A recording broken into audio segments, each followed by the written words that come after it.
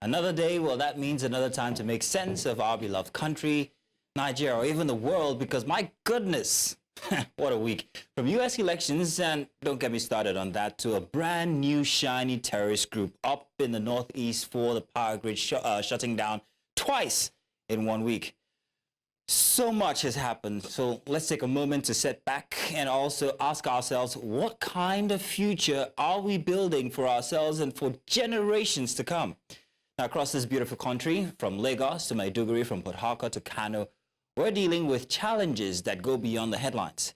These aren't just stories for the news. They're real, tangible issues affecting our everyday lives, our communities, and of course, the future of Nigeria. On Big Report this morning, we confront the very heart of accountability in governance. For too long, we've watched former leaders walk away unscathed after sowing seeds of corruption that have left our economy barren and broken. Yahaya Bello? Well, I'm not really looking at him, because if you're not guilty, then why are you running? You remember that meme? Anyways, trillions have vanished. Monies that could have built hospitals, schools, roads, monies that could have given young Nigerians a fighting chance in an unforgiving world. How long will we let those who abused our trusts evade justice while the everyday Nigerian struggles just to survive, bears the brunt of their greed? Holding these leaders accountable isn't just the demand, it's supposed to be a duty that we owe to ourselves and to our future generations. If our leaders refuse to act, then it's up to us, the people, to keep the pressure on until justice is served.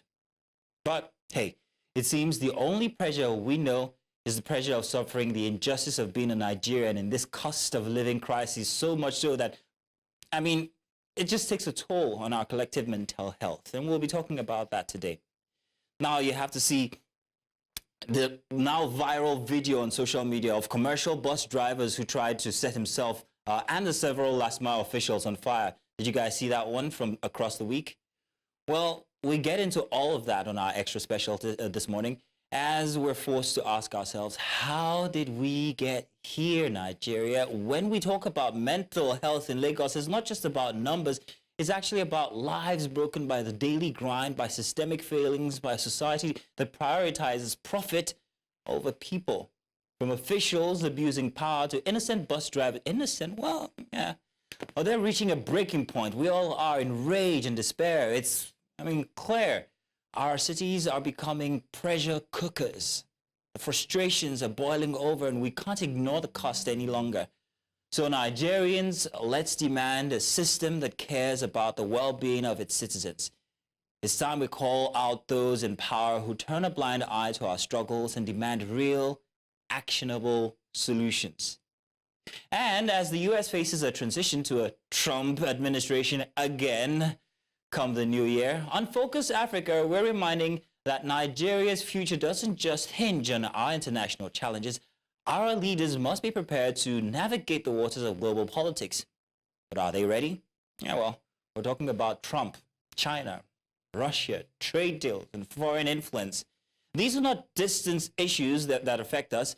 They affect us here, in our markets, in our industries, our homes, our pockets.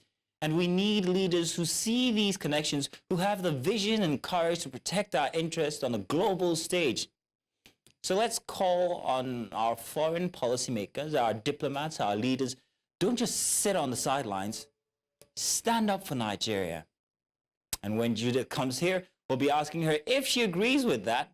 Well, let me say a good welcome to everybody there. My name is Mazina Appeal, and together with Judith Atibi, we'll be having or making this breakfast extra session a very memorable one. We're not here just to tell you what's wrong. We're here to remind each one, every single one of us, that change starts with action. With your voice, with every call for transparency and justice, you contribute to building a Nigeria we can all be proud of. So let's let it out loud. Let's demand better. Let's remind those in power, our leaders, the officials, the policymakers, that their duty is to the people, because in the end, power belongs to the people. Nigeria, it's time we act like it. Welcome once again to Breakfast Extra.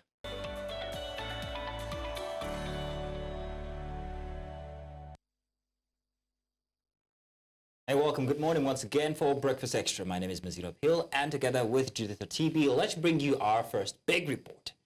Now, allegations of financial misconduct have surfaced once again. It is Nigeria, after all, this time involving a major figure in Nigeria's political landscape. Former Delta State Governor and Vice Presidential candidate of the People's Democratic Party in the 2023 presidential election, Ifeanyi Okowa, has been detained over alleged misappropriation of 1.3 trillion naira in 13% derivation funds. This fund, meant to benefit oil-producing states, reportedly spans the period between 2015 and 2023. Now, this development has triggered a mix of reactions, with many questioning the transparency and accountability mechanisms governing the fund's use. To shed more light on these allegations and their potential impact, News Central's Austin Azu brings us this report. Take a look. Authorities of the Economic and Financial Crimes Commission had on Monday arrested the former governor of Delta State and detained him at their facility in Port Harcourt over alleged diversion of 1.3 trillion naira, which represents 13% derivation fund from the Federation account between 2015 and 2023. In Asaba, the Delta State capital, mixed reactions have continued to trail the former governor's arrest. Now today we don't hear I don't know say the arrest Okowa. What Okowa do now? Master of fraud now. What they go to arrest master of fraud? No, na my first time to hear say they arrest Okowa. I beg who arrest Okowa make them bail am. I beg. Okowa na our right man. He try for Asaba. At least he make Asaba look okay. I hear that here, but that news to me, I think, because I think I don't know a political sabotage. They want to spoil his name because I know Okowa right from times. Spokesperson for the Delta State chapter of the National Youth Council of Nigeria, a prominent human rights advocate and public affairs analyst, has described the former governor's arrest and detention as politically motivated. Within the 8 years of Okowa's government, the total budget was roughly 3 trillion naira. You can't tell me he diverted 40-something% or misappropriated 40-something% of every money that came of the full budget. It's absurd. Of course, this is a politically motivated investigation. We all know, even a brainless fowl knows that. But the good news is they say a cinema run it when no man pursue it. He says that Okowa did not run. He didn't run like Yaya Bello that has been taking shade with his the present governor of Kogi State. But by and large, I will not subscribe to any act of wasting the people's fund. So it is left for EFCC to do a due diligence, and if he is found guilty, they cannot think of how to do prosecution. According to Labour Party's National Vice Chairman for the South-Side Zone, Tony Eziago, the EFCC's invitation to the former governor is a standard procedure for the anti-graft agency unless proven guilty by a competent court. But whatever it is, we will want to wait, because I am sure that you know that Labour Party is not part of those who, discuss or talk anyhow. We want to talk and be sure of what we are saying. We want to be positive. So at the end of the day, we leave all the things in the hands of EFCC, who have opened it to do the needful. After the 2023 general elections in Nigeria, former Governor Ifeanyi Okowa has made history as the first immediate past governor from the South-South region to be probed by the EFCC over allegations of misappropriating public funds while in office. In Asaba for News Central, I'm Austin Azu.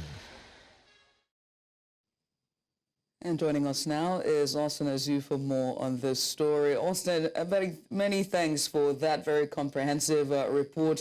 Now, with the nation watching closely, let's just delve deeper into this discussion. Once again, Austin, thank you so much for joining us this morning.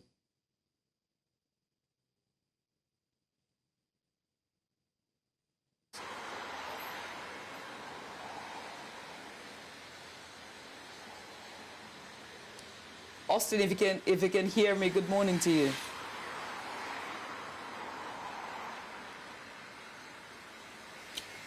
I think we might have a bit of... Go ahead. Yes, please go ahead, Austin, if you can hear us. Go ahead. The purpose of the derivation fund, of course, you know quite well that from 1999 that the resource control started, and they came to a conclusion that there's need for the 30% oil derivation, purposely to at least to guarantee the struggle that they demanded for, you know, even development across the regions of the oil producing communities. And since then, it has been agreed that you know, it comes in addition with the FAC. So obviously successive governments from 1999 to date have been receiving the 30% oil derivation. And between 2015 to 2023 has put together what's almost 1.3 trillion naira thereabouts. But of course, the statistics are there. But nevertheless, successive administration have used it judiciously to implement projects within those regions and across the states. So obviously it has been from the record that is well being utilized. But from what we have seen in the past few days, there seems to be a twist of an event that you know, some people have argued that the derivation funds for the states was not properly utilized, and of course allegedly to have been diverted by the immediate governor of the state, Ifeanyi Okowa. Hence the petitions and so many cries from different quarters. Of course, we had some people who protested earlier this, yes, it was earlier this year in Abuja, submitted their petitions before the anti-graft agency. And of course, you know quite well that one of the elder statesmen in the Niger Delta, that is elder statesman Edwin Clark, was very vocal in, you know, championing this aspect of, you know, that the immediate past governor must account for the 30% oil derivation that came to the state within 2015 to 2023. And of course, just about a few, yes, about a week thereabouts, that the anti-graft agency finally battled pressure to, you know, invite the former governor for questioning that led to subsequent, you know, they detained him for a few days, and before we got to find out what's playing around at the moment. Austin, if you can hear me, with the case now in public eye, what has been, you know, the reactions, you know, from, you know, the residents of Delta State and even its environs?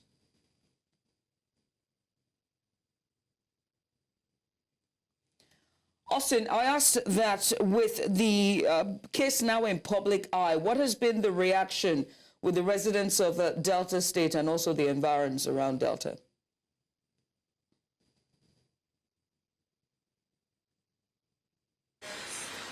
Well, of course, we have mixed reactions from respondents and residents of the state. Some people who have actually taken this matter from where it used to be to another level are calling for a watertight investigation in this issue. And of course, we have some other people who are equally saying that no, the anti-graft agency are being selective, and most of them are now saying that it's been political. However, from the local government of the immediate past governor, a few days ago, at Eka Northeast local government area, we saw a large numbers of individuals who came out in their numbers to protest against what they perceived to be political manhunting of the immediate past governor of the state. And of course, they equally alleged that the governor had did so much in the state, and he don't deserve to be humiliated by what EFCC are trying to play out. But however, like other people who equally express their opinions, that he who comes to equity must come with clean hand, that the former governor should go before the EFCC and answer to all the charges levels against him. And not only that as well, we had another segment of the allegation before the EFCC, the 40 billion naira facility loan that they wanted to, you know, in partnership with one floating company in the river area. So this is another 40 billion naira that is still under being investigated by the EFCC. But by and large, in the state capital here, the mixed reactions continue to trade that the former governor needs to go before the EFCC, and the EFCC themselves need to be thorough in their investigation and not to, in any way or the other, use political muscles from the big political party to begin to, force someone not to, to admit what he did not commit. But some other people who equally spoke to, they are equally more concerned about how they come about this investigation. Well, Austin, I want to say thank you very much for giving us the detailed report from before and also giving us some backstory to how you gathered this piece of information. Thank you very much, Austin Azu, our correspondent in Delta State. And I will switch gears now to our very first big story for today, and it's going to be piggybacking off our big report. Let's dive into a critical issue that speaks to the heart of governance and public trust, and that is accountability. And in recent times, we have seen an increase in efforts to prosecute former leaders accused of corruption, abuse of power, and financial mismanagement. Now, this process of holding ex-leaders accountable is more than a legal formality. It's about ensuring that public officials remember that their duty to the people and that it's to no one else except the people, and they are not above the law. But while prosecutions are taking place, there are still questions about the effectiveness, transparency, and fairness of these processes. Hence why we're seeing a case in court with the EFCC, whether or not it's a legal entity. So are these efforts truly delivering justice, or are they entangled in political interest? Big questions there. Now to help us unpack these questions, we're joined by Jude Bella. He's a documentarian, a filmmaker here in Nigeria. Thank you very much for joining us, Jude Bella. Also joining us is Debo Adeniran. He is a consultant educationalist and former pioneer Secretary General, Committee for Defense of Human Rights. Welcome to the program, sir. Well, thank you for having me. Good to have you, gentlemen. Jude, let's start with you. Could you first give us a sense of why prosecuting ex-leaders is essential for a country's governance? I'm seeing from all of your documentaries that you've put together quite very aptly. So tell us why this is very essential. Thank you very much for the question. Well, the truth of the matter is that we are a democracy, right? And in a democracy, we are supposed to have accountability from our leaders. They are not running a totalitarian regime here. So we are supposed to have separation of power, firstly, and then the executive branch is supposed to be held accountable somehow by the legislative branch of government. But we don't have that in Nigeria. In fact, it seems as if we have somebody, one person controlling all three arms of government, which is not supposed to be.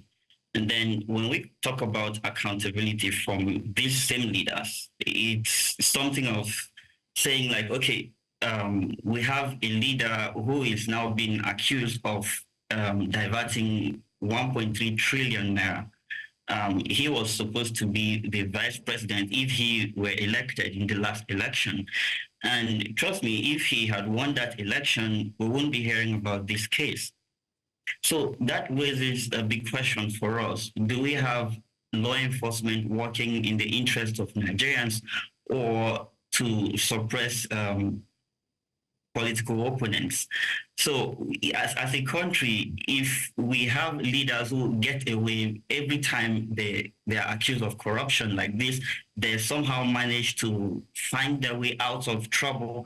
Like in one of the videos I made, I discovered there was a senator, in fact, he's still a senator, who was tried for corruption when he was governor. He was accused of embezzling billions of naira, and then his case was taken to court. He was tried by the EFCC in court, and he was convicted. He was sentenced to jail. But then something happened. The judge magically got promoted. And then the Supreme Court is saying that the judge is too qualified to hear that case. Is that not insane? And then the case just died like that because, according to them, trying it again is double jeopardy. I don't know. So this is the issue before us as a nation. Okay. When you have a poor person being tried and convicted and then they are sent to jail, their jail time held, but then political office holders who are supposed to be handling public funds can't face the same. It's quite a pity. And then you begin to question if we are really running a democracy or just something else. Let me come, many thanks, Jude, for that. Let me come to you, Mr. Adeniran. You have dedicated, a significant portion of your career to to, transparency and accountability. So one has to ask you, from your perspective, what are some of the major challenges that arise, that arises when, prosecuting former leaders?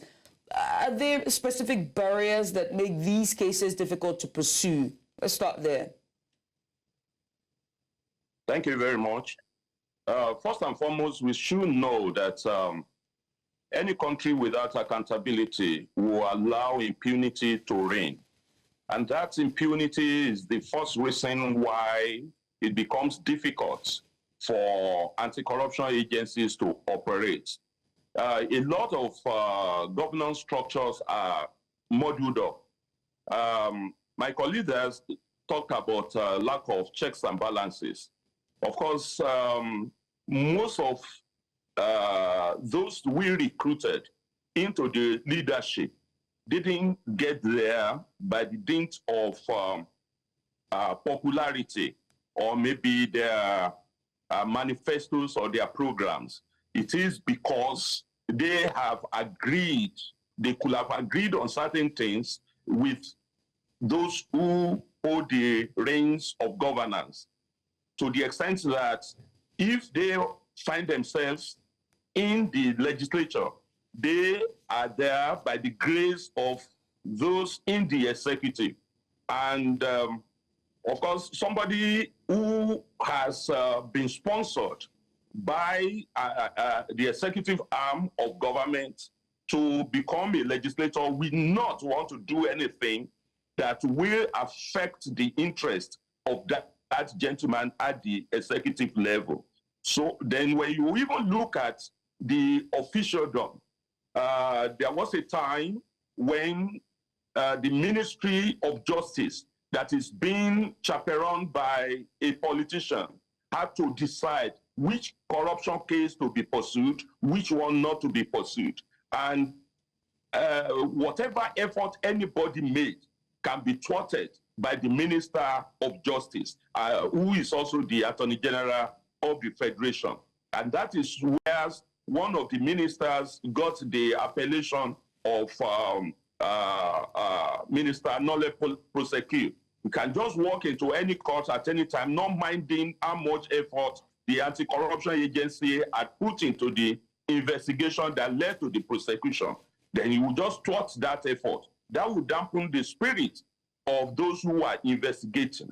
Then when you look at the operatives of anti-corruption agencies themselves, they are not well protected.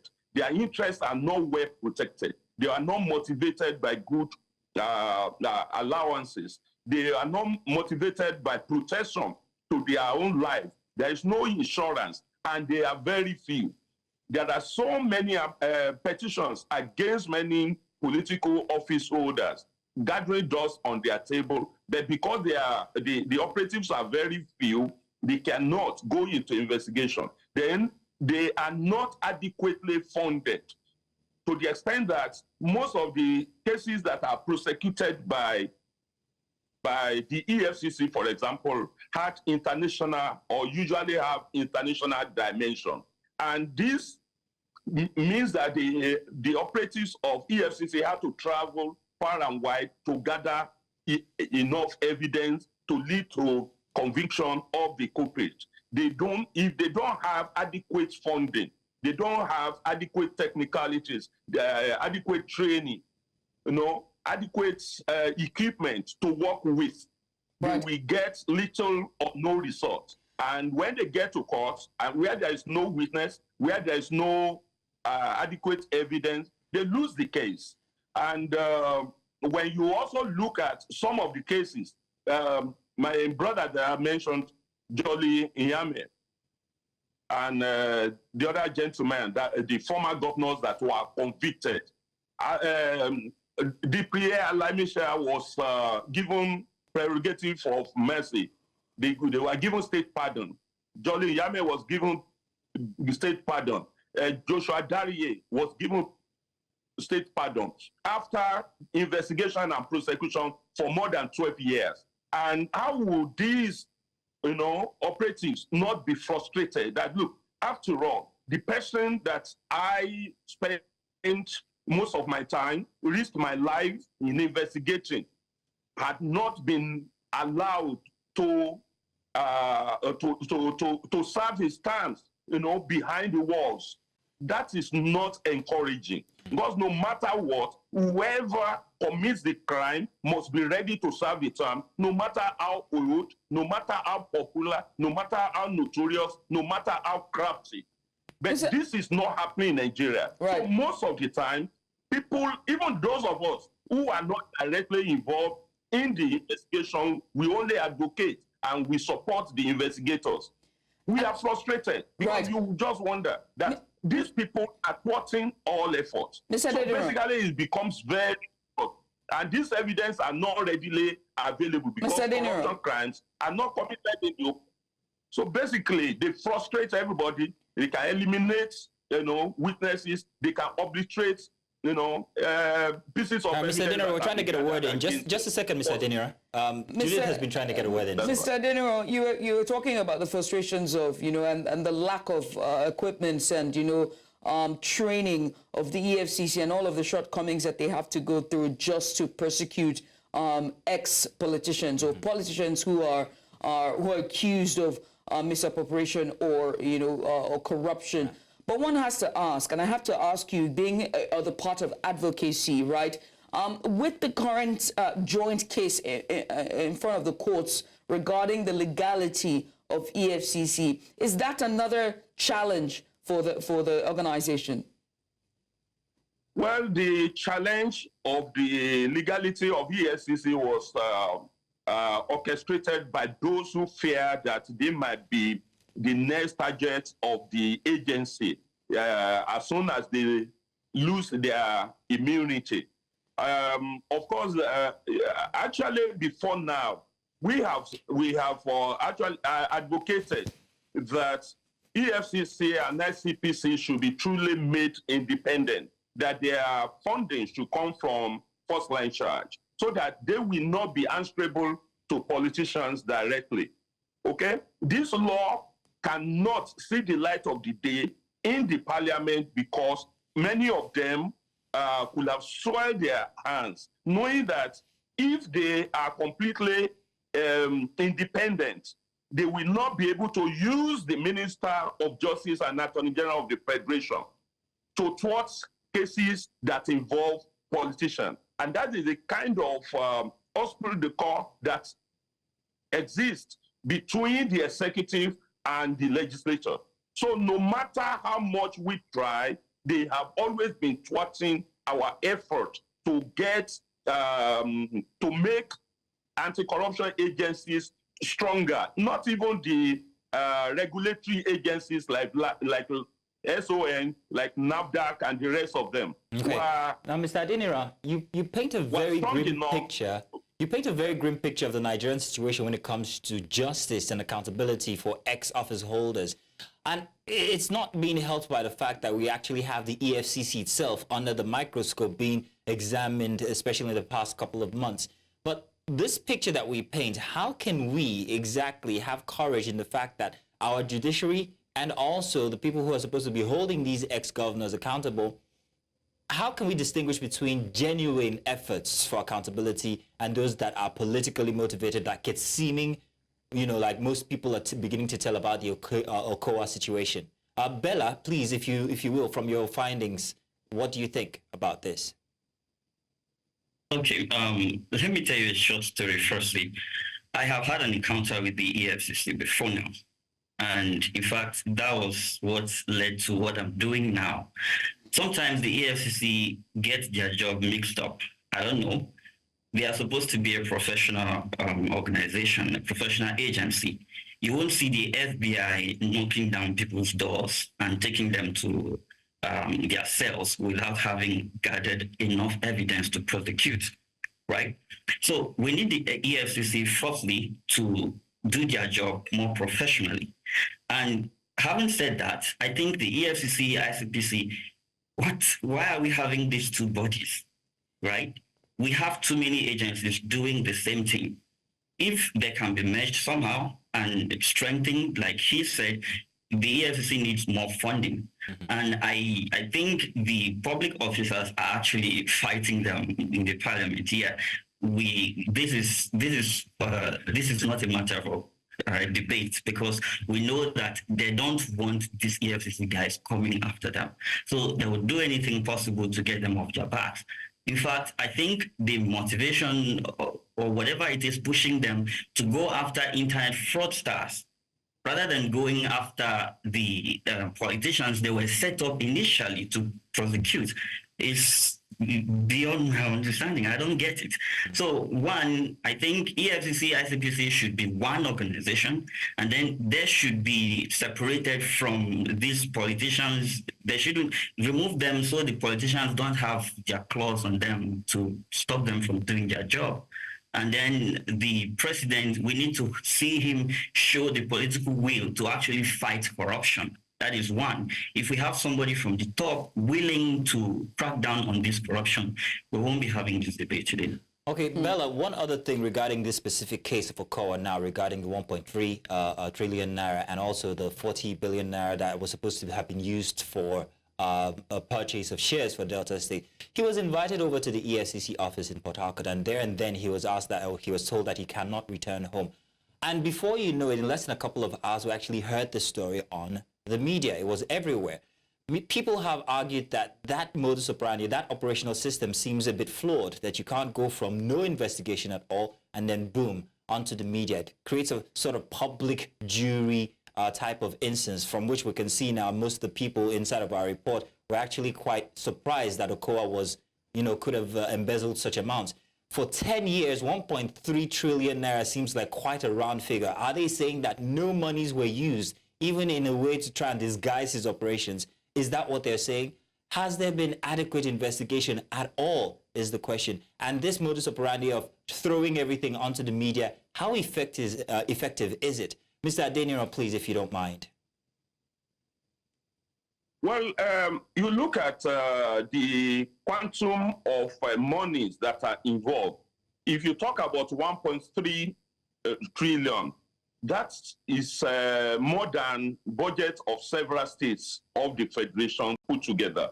And that means that the gentleman had access to enormous wealth with which he could buy off any witness, with which he could get crooks to obliterate all pieces of evidence against him and those that are involved. And that's what has been happening at various levels. Excuse me. The truth is that we cannot compare EFCC with FBI to the extent that FBI is better funded, really, and they have better training, they have better equipment. The EFCC wants to be professional to the extent that they carry out their assignments as diligently as possible. But like I said, it is being thwarted by a system that is pathetically corrupt. Because every one of those who have the reins of governance wants to dip his or her hand into the filthy jar of corruption. They don't want those organizations to work. EFCC and ICPC are actually not doing the same thing. ICPC works more with public officials, civil servants, and the rest of them. EFCC had to do, and that is why we mix up things. When people talk about Mr. EFCC, Mr. Adeniro, it's not Mr. Adeniro, I want to bring you back on track. Yes. I want to bring you back on track, Mr. Adeniro. Now, I had initially asked if the investigations prior to this release of information that he might have embezzled these sums, was it adequate? Was it enough before actually throwing it to the media that we have arrested Okowa, former governor of Delta State? Is their modus operandi proper? Do you just go from little investigation to the media, or do you actually wait for investigations to be complete, get concrete evidence, and then publish that? The thing that it is the courts that will determine whether the evidence are enough or not. In most cases, no matter how watertight your evidence is, If the court want to throw it out, they will still throw it out.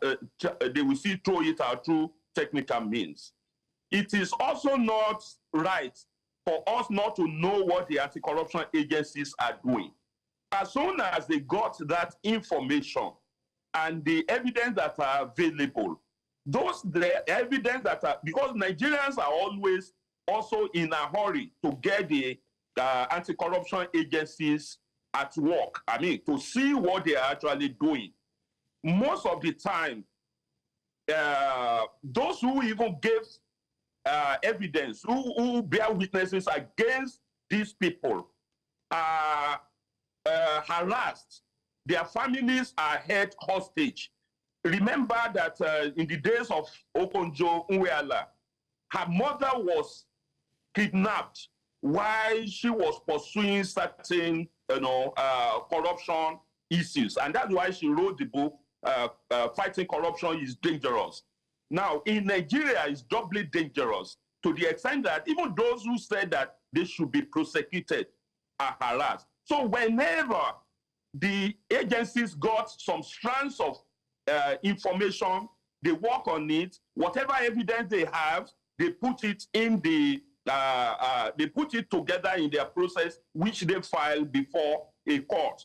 The court will examine what they have got, and they ask for their witnesses. Once they are able to establish, credibility of the evidences, and the witnesses are able to corroborate it, then they are supposed to win the cases. But in some cases, people they actually gave false witnesses. They gave different information to the anti-corruption agencies. When they get to court of law, they gave different ones just because they have been intimidated. Now, so what we need to do is to ensure it is not about throwing things to the press, because we have the right to know in the first place, whatever they are doing. Then the press itself has its own aspect of culpability. To the extent the way they write their story, the slant they take also determines whether the case will get a popular acceptability or rejection. So it depends on what side of the divide they are. And don't forget that most of the media houses, maybe before media houses like News Central and independent ones like that, were owned by these politicians too, either the government or the politicians themselves.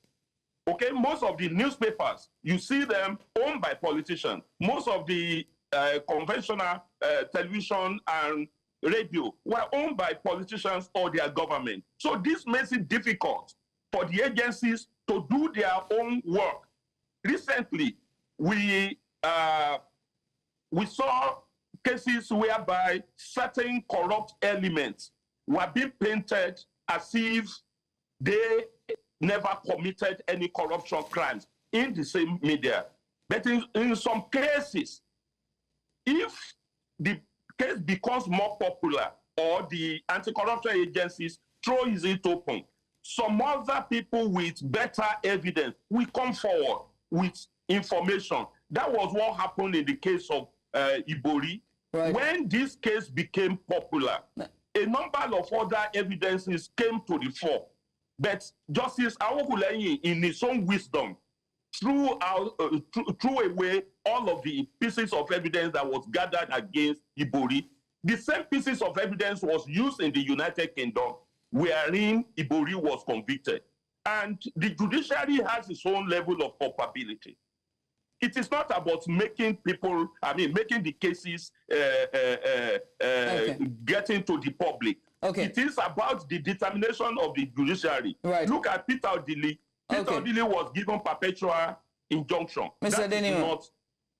Yes. Well, thank you very much for that. If there's one thing I will take away from your submission there, it's global practices and just comparing examples of how these cases were carried out both in Nigeria and in this case, the example you cited there is the United Kingdom. But let me come to you, Jude Bella, and ask you, about, and you putting, just going out, doing a research and putting in a documentary regarding persecutions and accountability and transparency of ex-office holders. What do you think our entities get it wrong? How often do they get it wrong? More like, are they even aware that they're getting some procedures wrong?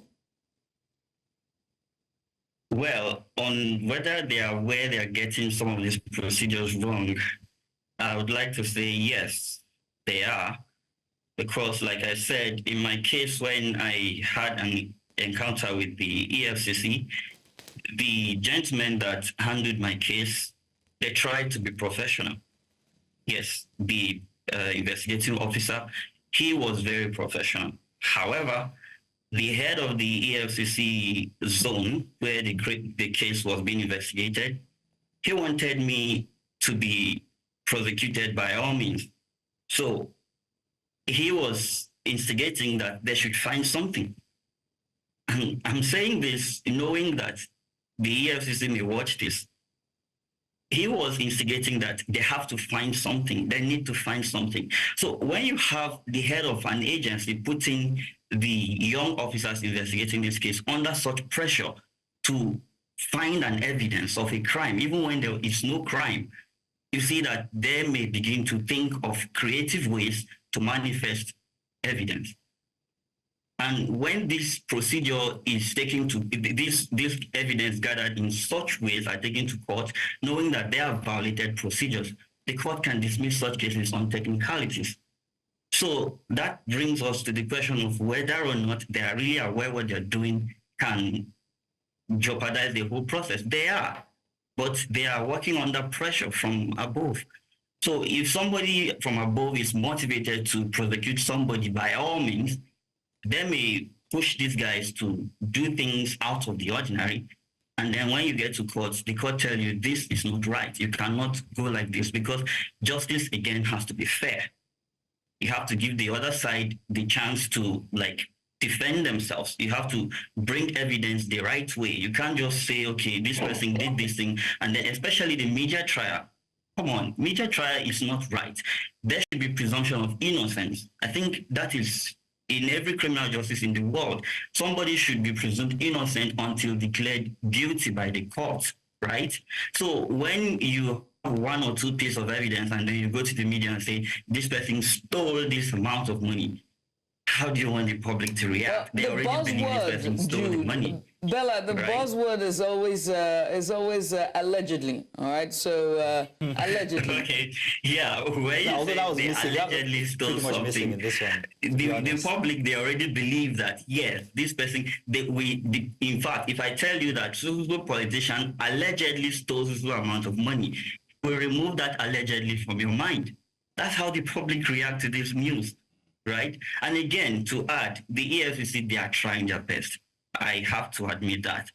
But right now, they don't have the goodwill of the people. And you can see why. Politicians are getting away with fraud.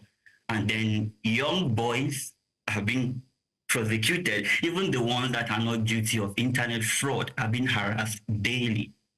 So they don't have the goodwill of the people. Right, Jude, I think this all boils down to Mr. Diniron's earlier point on training, the officials of the EFCC, and whether it's their field officers or those who are in departments looking at, the forensics that goes into. I understand that, if you're going to persecute someone on financial crimes and crimes, that there's a lot of forensics that go in there, and the tools and the training is not readily available. Maybe that it's not properly funded. This department or this agency is not properly funded. And I think that's where we round off this conversation. Very quickly, because we're pressed for time, I'm going to ask this last question to both of you. But let me start with you, Mr. Deniro. Very quickly, the role of advocacy groups like the one you represented earlier, and just how it plays into transparency and accountability of ex-office holders, very quickly, because we're out of time. Well, our role is to watch out for some of these lapses and bring it to the fore, to the doorstep of those that are responsible, For example, a former governor, went to court and got injunction against being arrested, against harassment. And the EFCC became overzealous about it. They have their appeal over that injunction coming up on the 20th, but on 17th, they have swooped on that person. That is overzealous, overzealousness, and that is not good for our situation. So what we expect is that they should not be too much in a hurry, but they should not slow down too much. So what we do is to watch out. It doesn't matter, even if somebody is a hardened criminal, he still has some right. And by the way, I'm now the president of Committee for the Defense of Human Rights, and we protect the rights of everybody, even prisoners. So if anybody, even if it's a drunken judge that gave a judgment or a ruling, then it has to be obeyed until such ruling or judgment is thrown out. Like my colleague said, you have to presume that an alleged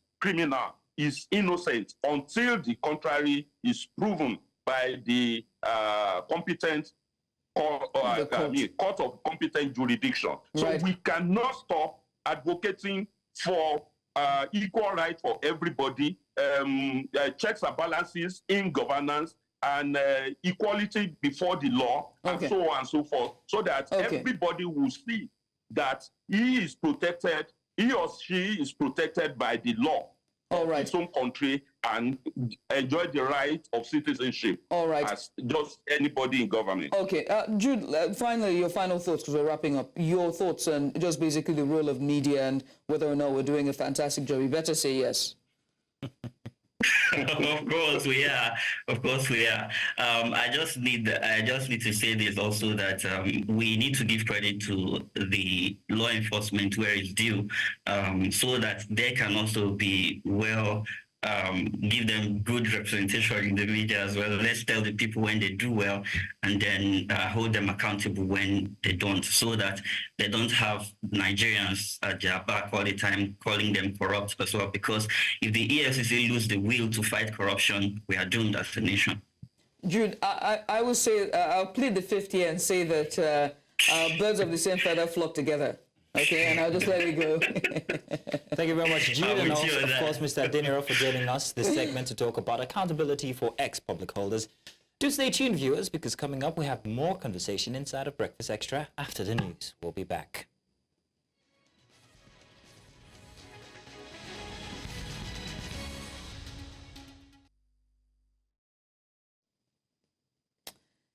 Hey, welcome back. We get started with the breakfast headlines here on Breakfast Extra. I am Judith TB. And let's begin by telling you that the Nigerian Safety Investigation Bureau, NSIB, has confirmed the recovery of the black box containing both the flight data recorder and cockpit voice recorder from the Cisco Sky SK-76 helicopter that crashed near Boni Finima off the coast of Calabar on October 24th. The helicopter, operated by East Wind Aviation and contracted by the Nigerian National Petroleum Company Limited, was carrying 6 passengers and 2 crew members. 3 bodies have been recovered from the crash site. NSIB spokesperson Bimbo Oladeji, stated Friday that the black box was retrieved with support from NNPC, NEMASA, the Nigerian Navy, and Hydro Dive. The device is now secured for analysis, which is crucial for understanding the crash sequence and informing safety measures. Efforts are ongoing to continue to locate the missing individuals. We understand that the Nigerian Labour Congress has thrown its weight behind threat by the Nigerian Union of Petroleum and Natural Gas Workers, NUPENG, to embark on a nationwide strike over the alleged use of military personnel to eject workers from the Oroshitimei oil rig. A statement signed by the NLC President Joe Ajaero on Friday condemned the allegation against the military by the oil workers, adding that it stands solidly behind NUPEG. NLC threatened to escalate its response to the dispute should the breach of agreements and the use of military and other security agencies to interfere in industrial relations matters continue. Nigeria's reaction comes following a lingering industrial dispute between the owners of the oil rig and NUPEG over an alleged breach of the agreements freely entered into by the two parties. The Attorney General and Minister of Justice Lateef Fagbemi has clarified that Nigerian law does not prohibit persecuting minors, countering recent criticism over the arraignment of young protesters on treason charges. Speaking in Abuja, Fagbemi explained that despite suggestions that minors should appear in family courts, only the Federal High Court holds jurisdiction in treason cases. He emphasized that the gravity of the charges justified the arraignment. However, President Bola Tinubu chose to pardon the young defendants, citing compassion and familiar empathy. And now to security matters. Katsina State Police Command reported that security operatives successfully foiled multiple bandit attacks in Jibia local government area, rescuing 21 victims late Thursday night. In the intense gunfight, one Community Watch Corps member and a vigilante lost their lives. Police spokesperson ASP Abubakar Sadiq stated Friday that bandits launched coordinated assaults on Kaida Ongwawan Boy and Darmak in Jibia Township. A swift joint response from police, military and community watch teams led to a gun battle lasting over an hour, ultimately forcing the bandits to flee. 16 victims were rescued and 5 people injured were taken to the hospital. Commissioner of Police Aliyu Musa reaffirmed a commitment to public safety, urging vigilance and reporting of suspicious activities.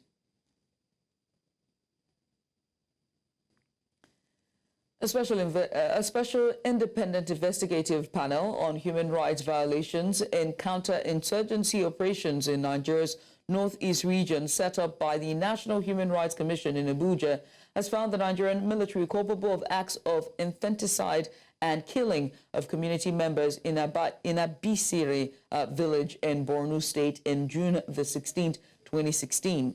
The 7-man panel, chaired by former Supreme Court Judge Justice Abdul Abuki, which investigated allegations of human rights violations in the Northeast, including allegations by international news agency Reuters claiming that the military had engaged in over 10,000 forced abortions in the region. However, absolved the military of the allegations, describing them as false and untrue. It also absolved the military of the massacre of children in Kukawa and many other communities in New Mate local government area of Borno State. Did not find the military culpable, and listen very carefully, did not find the military culpable for the massacre of children in Kukawa, in Gasarwa, in Alagarno, and in many parts of New Marte. But the panel found the military culpable of infanticide and the killing of community members in a village of Abisare in Marte local government area of Borno State on the 16th of June, 2016.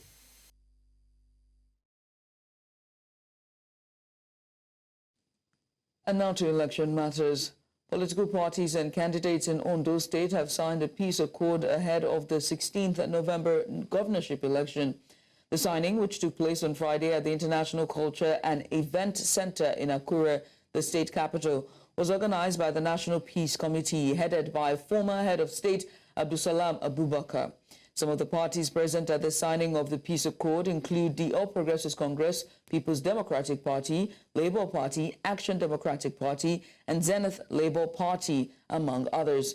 Speaking at the event, the chairman of the Independent National Electoral Commission, Mahmoud Yakubu, urged the candidates and their parties to commit to a peaceful election.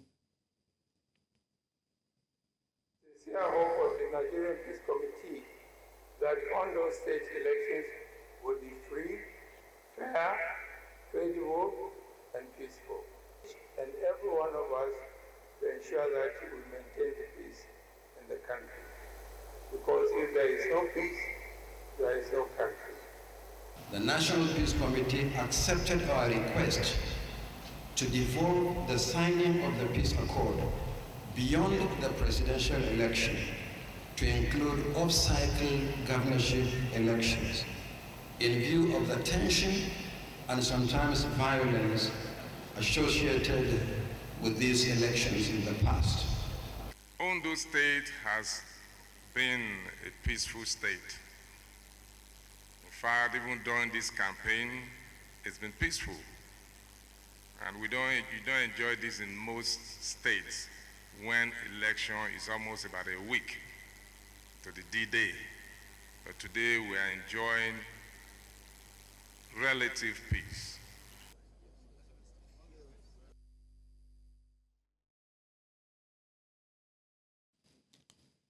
And talking about party politics, the Edo State chapter of the People's Democratic Party has inaugurated the caretaker committee members set up by the party's National Working Committee. They are to run the party's affairs pending the election of new executives. The committee is chaired by Tony Azigbebi, with Henry Duke Tenebe as secretary. The committee's set is charged with the responsibility of running the affairs of the party in Edo State for a period not exceeding 90 days, 3 months, or till a new executive committee is elected. Speaking at the inauguration at the PDP Secretariat in Benin City, the Edo State governor, and that's Mr. Godwin Obaseki, expressed confidence that the party will reclaim its mandate stolen by the All Progressives Congress APC during the September 21st governorship poll.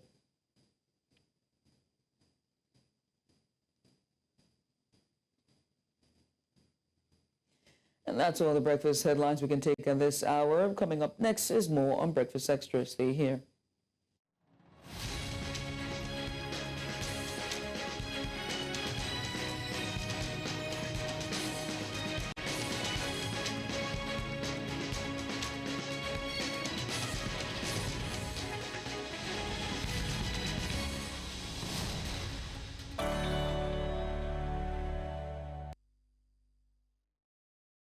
Welcome to another big report here for a Saturday, and it's Breakfast Extra. As Ondo State prepares for its gubernatorial elections, attention is turning to a critical issue that has long affected Nigeria's democratic process: the safety of journalists covering elections. Now, media professionals have frequently faced physical confrontations, harassments, and other threats while reporting, highlighting the pressing need for protection that allows journalists to carry out their work without fear. Ensuring journalists' safety isn't just about protecting individual journalists, but it's about safeguarding credible and transparent elections. And so we turn our attention to our correspondent, Ifeanyi Okowa, and it brings us more on this topic with his report. Take a look.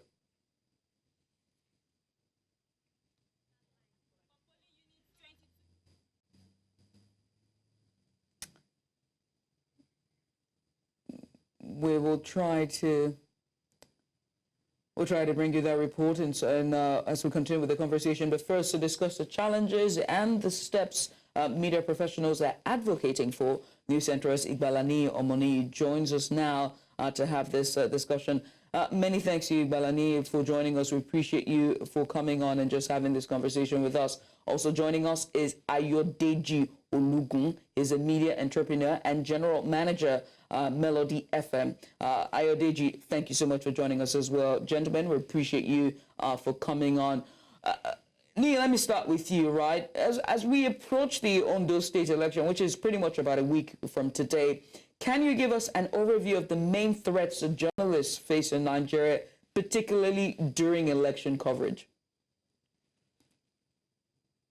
Thank you, Judith. I'd like to start with statistics. The National Press Center for 2019 election recorded over 250 journalists harassed, intimidated, etc. at some point.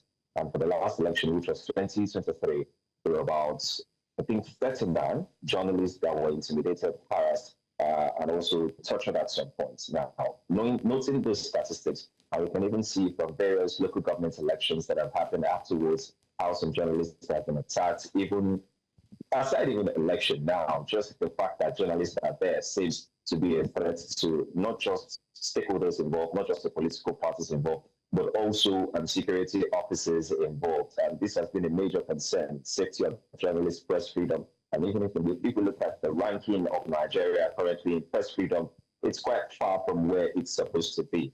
And this has raised concerns for journalists across various strata. They are calling for the safety, and proper. These laws are there to protect journalists, and that's the truth. But we see day in, day out across various elections that journalists still become targets. Not political parties, depending on not just political parties, depending on whatever it is they are doing. I remember for once, one of the deadliest elections I covered was the one in Imo State, and I think I spoke to one of the who also went to Kano State. That was one of the deadliest he covered. In fact, we could have lost our lives that day. Why? Because we were there to cover what they don't want us to cover. And that is an issue. But the most painful part of it is when you see security operatives in these locations who are meant to be the mediator, or who are meant to support, who are meant to make sure that there's peace and order, but they're acting idle. They're not taking sides. They're not trying to protect and create peace. But they're just there keeping calm, letting the political thugs or whoever it is that wants to disrupt the process. I was listening recently to the first PRO, Muiwa Adejobi, and he was mentioning that one of the reasons why journalists might be talking about the safety of journalists and all during these elections is most of them are not properly identified. That is, they are not maybe wearing their identity in terms of their ID cards or the way they dress. They don't dress like a journalist. And I'm like, is there a dress code for journalists? Yes, there's the moderates. How would I put it now? There's the modesty in terms of dressing, on how you need to dress. And because we move around a lot, we can't be coming in our dashiki to the field, certainly. But at least we'll be in the proper jean and something comfortable that you can move around with. And you put on your ID card as it's supposed to be for every journalist for proper identification. And noting that during this election periods, we usually have accredited tags that each journalist puts on. I do believe that every journalist knows that is a rule that they are supposed to obey. And they put this on, yet they still remain intact and they still remain intimidated. And I think now is the time that something needs to be done. Attack on the safety and press freedom is an attack on the democracy itself, is an attack on the election itself, because once the people cannot report, once journalists cannot report what exactly they see, and you're trying to interfere with what I used to say to journalists, my job is not to say the truth, my job is to say the fact, because truth is subjective.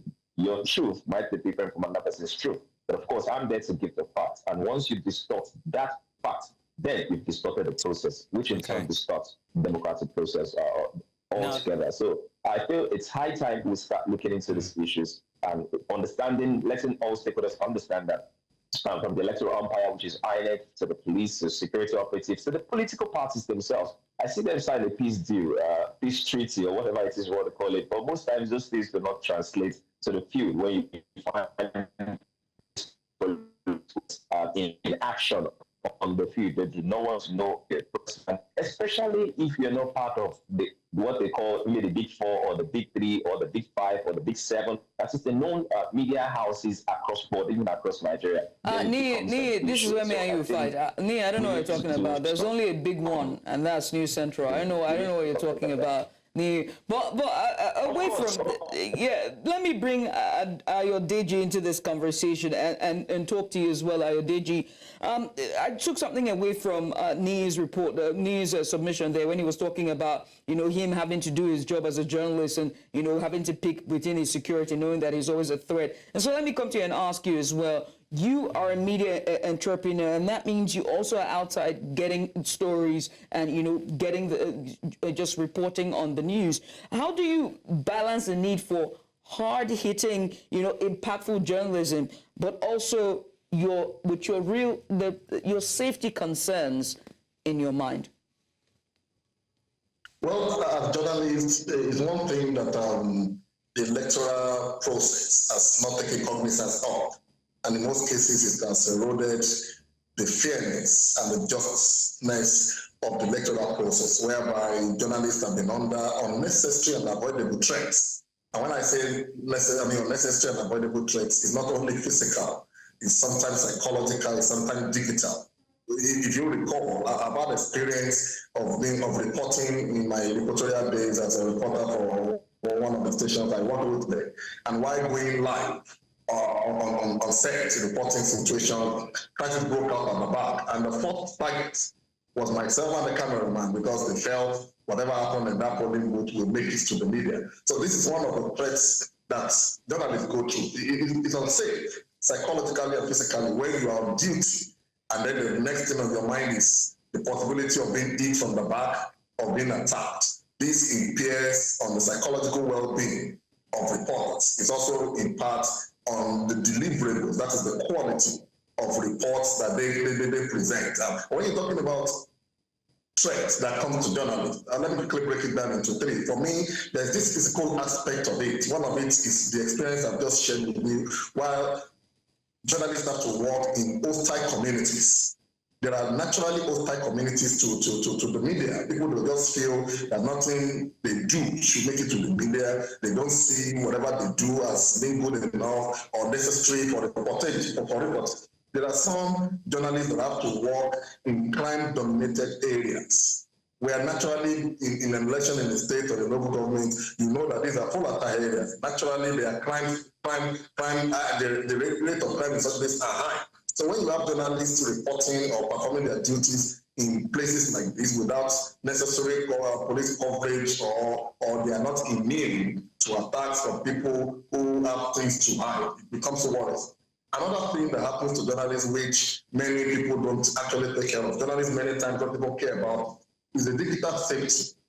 Most of the time, you need safety, digital-wise, to transmit your reports and stuff like that. So what happens when you are reporting from places where there are no so-called data network, there are no provisions for such, either from media house owners themselves or even those that should be of help in ensuring that data can be transmitted from one point to the other, maybe from the point of reportage to the radio station, the TV stations, or the print, as the case may be. So these are things that need to be taken care of, so that we just like the other guy said, sometimes what politicians see or what they want you to see is what is their own truth, and in most cases, their truth differs from the reality or the truth of another person. So they want to streamline the mindset of journalists, especially the so-called unprofessional, or as I might call it, who sees election also as a period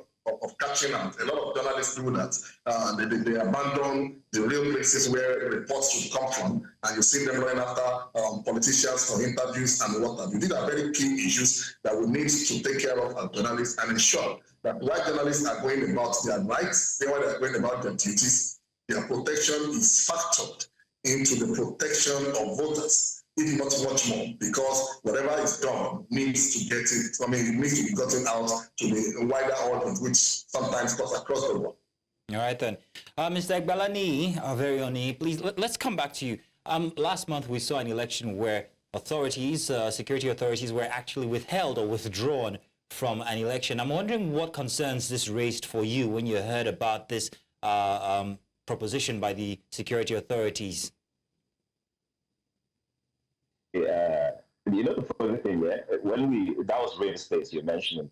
When we landed Rivers State, and we saw some observers were already even jetting out of the states out of fear, and saying, oh, if the security operatives have been withdrawn from an election, as it were, local government election, then what would happen? It means everywhere will be in chaos, and knowing how tense the political atmosphere was at the time, or still is in Rivers State, and the fear was quite much. But guess what? On election day, there were very, very few pockets of violence. I mean, during the process, during the electoral process, the people themselves were the one protecting the polling units. They were standing right there. There were no police around. There were no security operatives. Yes, there were issues about moving of electoral material by an individual. as it's supposed to be the VCEC officer in that case. But there were no tensions. There were no attacks on journalists. In fact, they were protecting us. In fact, they brought us in. They were the one taking us around. Okay, this is one polling unit here. This is another polling unit here. This is one polling unit here. You can see what's happening here. But the challenge with that is, since they are the one taking us around and we are at their mercy, when we notice some things and you're about to go live and make some comments, and you know that this community is dominated by this particular set of people, you have to watch what you say. And for example, across some polling units in River State where we saw, I can't even tell if any election took place in that polling unit. But when I had to go live and I was seeing those men, the macho men behind me, all I could say was, all I could talk about was talking about all the polling units we had been before we got here. Now, Nee, that's a very interesting. Nee, that's a very interesting bit you just added there. Now, what are the implications to the arguments that these authority agencies sometimes are actually used as apparatus for the different parties during these elections? If you noted that it was rather peaceful as against other elections where we've had heavy presence of security, what are the implications here for the security forces? Yeah, in fact, you know the funny thing there, the people there were laying allegations saying that the security operatives themselves are the one who try to thwart peace, who try to cause instability during the electoral process, because the River State election was practically, local government election, was practically peaceful. The implication here is that people, the trust gap between the people and the security operatives keeps getting deeper, and people do not trust them. People do not believe in them. They don't believe in them to create that balance, to give them protection when they need it. Because over time, even across various elections, you will see security operatives at a particular unit, and things are happening there, and they're not saying anything. In fact, I can't remember which of the state elections we were at. We recorded something happening, vote buying on our camera at the time, and the political talks were trying to attack us. And we were telling the police officers that, can't you see what's going on here? And they just came to meet us and said, oh, okay, the best thing will be transparent. And he monitored it, that we did the visuals from our camera. Then he tried to calm down the political talks that, oh, don't worry, he said it's in this that compromise. And further makes people understand that if you see military officers across various polling units, I can tell you for a fact that people respect them more than the Nigerian police. And that is a big concern, because the Nigerian police is supposed to be in charge of internal security. They are the one who's supposed to create the balance, create the peace. And if they are if they're there, it's not effective, or we're not seeing their impact. If they are not there, we really can't tell. Then why exactly do you have them across various polling units? Yes, we can argue that the River State local government elections was quite small. We're just talking about a handful of people, but we're not talking about the state election. And we're talking about national election, as it were, presidential election, which caters to the voting of over 200 million people. And that is quite huge, which means other systems agencies will need to join in. So there's so many angles to this. Right. I mean, you're talking about fear. Do you lock people up in prison or carry guns? Come on now. Well, let me bring Ayodeji to this. Ayodeji, we're pressed for time. We have about a minute. And I would just like for you to give your closing remarks on this topic. What would be your call to action? You are a general manager of a radio station. You also are a media entrepreneur. You've got years of experience when it comes to a career invested in journalism. Your call to action. I think it is important to call on the people, particularly because we dwell too much on security operatives. In most cases, they are complicit in what even happened to journalists. So I think it's important that we call on the people themselves to see journalists as people that are helping the society, people that are helping to protect what exactly will make society better. I mean, in such cases, when you see a journalist coming to your opponent, irrespective of your political leanings, you should realize, you should know that these are people that should be insulated from whatever attack you might choose to carry out for political reasons. It is important that we protect the integrity and the welfare of journalists so that they will do the best that they can for society that we all can be proud of. And let me quickly say this to journalists. As much as we have laws that protect us on the pages of the book, most of the time we are victims of actions and inactions of the political class. And as such, we must ensure that professionalism is upheld. The issue that has to do with limits should be taken away from her professional delivery in such a way that whatever we do, we will not become soft targets of a group of people or a political party that believes that we're either working for one against the other. Well, I want to say thank you very much to both of you, gentlemen. Mr. Ayodeji Ologun, GM, Melody FM, and of course, our very own Igbalani Homoni, News Central correspondent. Thank you very much for being on this discussion with us. Thank you for having me. Thank you for having me. We're going to a short break. When we come back on the other side, there's plenty more. And this time, we are raising awareness about early detection when it comes to cancer. Stay here. Welcome. It's time for Wellness Central here today. And Wellness Central, where we like to shed light on some of the health topics that affect millions around the world, and especially here in Nigeria, that continues to be a growing concern in our own community.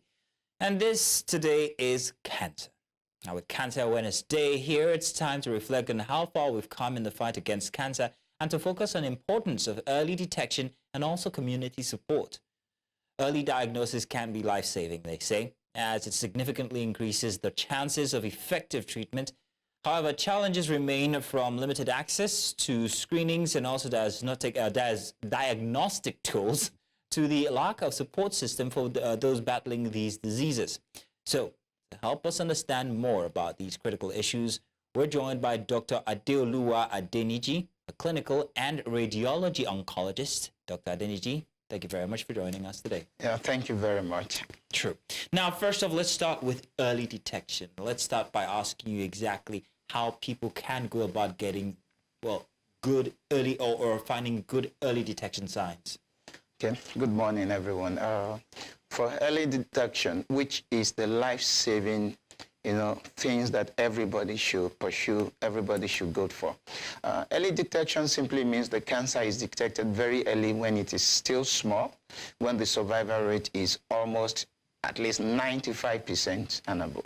So that's what early detection is. And that can be done in different ways. For example, to talk about breast cancer early detection, we're talking about a case where an individual would have been able to go through the screening, processes, and the breast cancer would have been detected very early, maybe through mammogram, through breast ultrasound scan, and also through examination that is done at home or the one that is done in the hospital.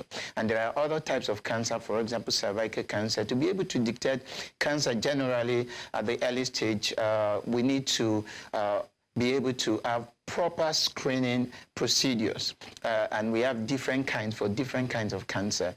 For breast cancer, which I've mentioned, mammogram for the age of 40 and above. Now we're bringing the age down to 35. And then for any other person below 40 years can have breast ultrasound scan.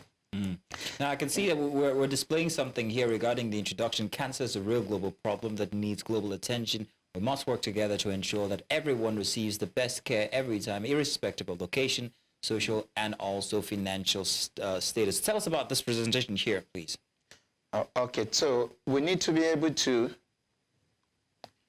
Okay, the presentation, actually, this shows the data that we have all over the world. As you can see, you look at the America, the Asia, they have different proportion of cancer when it comes to global burden of the cancer.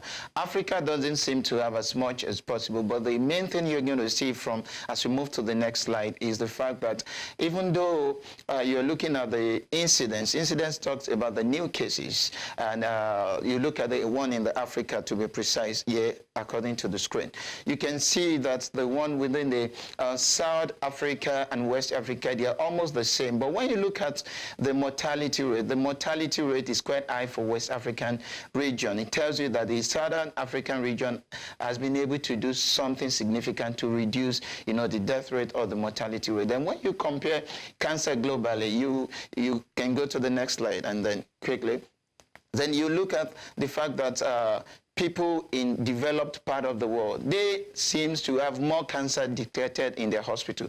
However, the mortality rate is less than 50% compared to what we have in Nigeria, in Africa, where you see that the mortality rate is almost 50%. Why is this? Because number one, we have various factors such as the presence of comprehensive cancer center in Nigeria. If you look at Comprehensive Cancer Center in Nigeria, the number is much less compared to what we have in developed world. Then you talk about the number of specialists. For example, the specialists that treat cancer in Nigeria, we don't have adequate number. Yeah, Look they've at all jackpot. And then even the field that we have in Nigeria, they are moving out. Yeah. So brain drain is, creating more gap. And also the fact that finance, a lot of people cannot afford out-of-pocket treatment system that we practice in the country. Health insurance, companies are not really helping. Nobody wants to take up the financial burden that is associated with cancer. What role does religion and culture play in the lack of that word really just gets me in a bunch sometimes. Diagnosis test. So what role does culture and religion play? Because there's a certain kind of stigmatization, or the culture where Nigerians are like, what I don't know won't kill me, or Jesus is my insurance, that kind of thing. How much does it affect these cases of cancer when it comes to its mortality? So it does affect it very well. For example, you have people who hold on to this myth that, okay, cancer is caused by this, is caused by that, or cancer is because of village people following them. So you see that a lot of people will rather hold on to the religious practices and the cultural practices and believe that they don't need to go to the hospital, so they can resolve it at home. And that alone leads to what we call late presentation to the hospital, advanced disease, and of course survival rate is less. It's about 20% and even.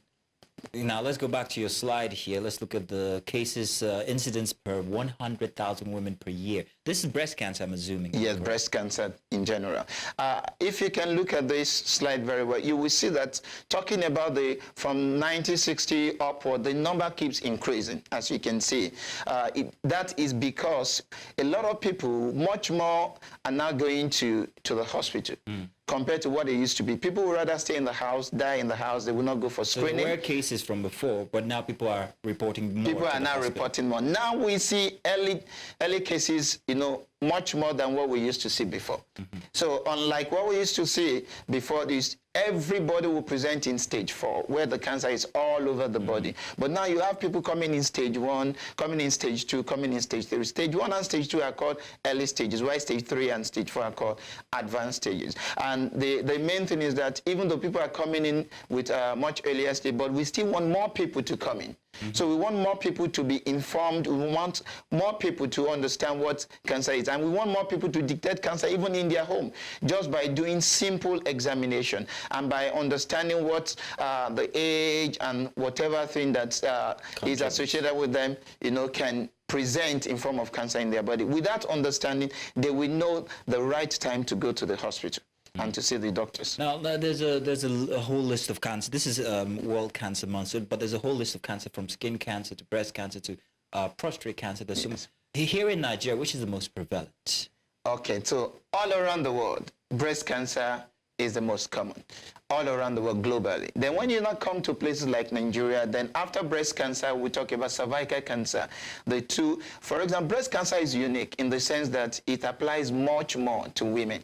So for example, we say every 8 women. Can you define that, much more to women? So that means there's a small percentage that actually applies to men as well. Exactly. We're talking breast cancer now. Yes, breast cancer. Men can also have breast cancer, but it is not common.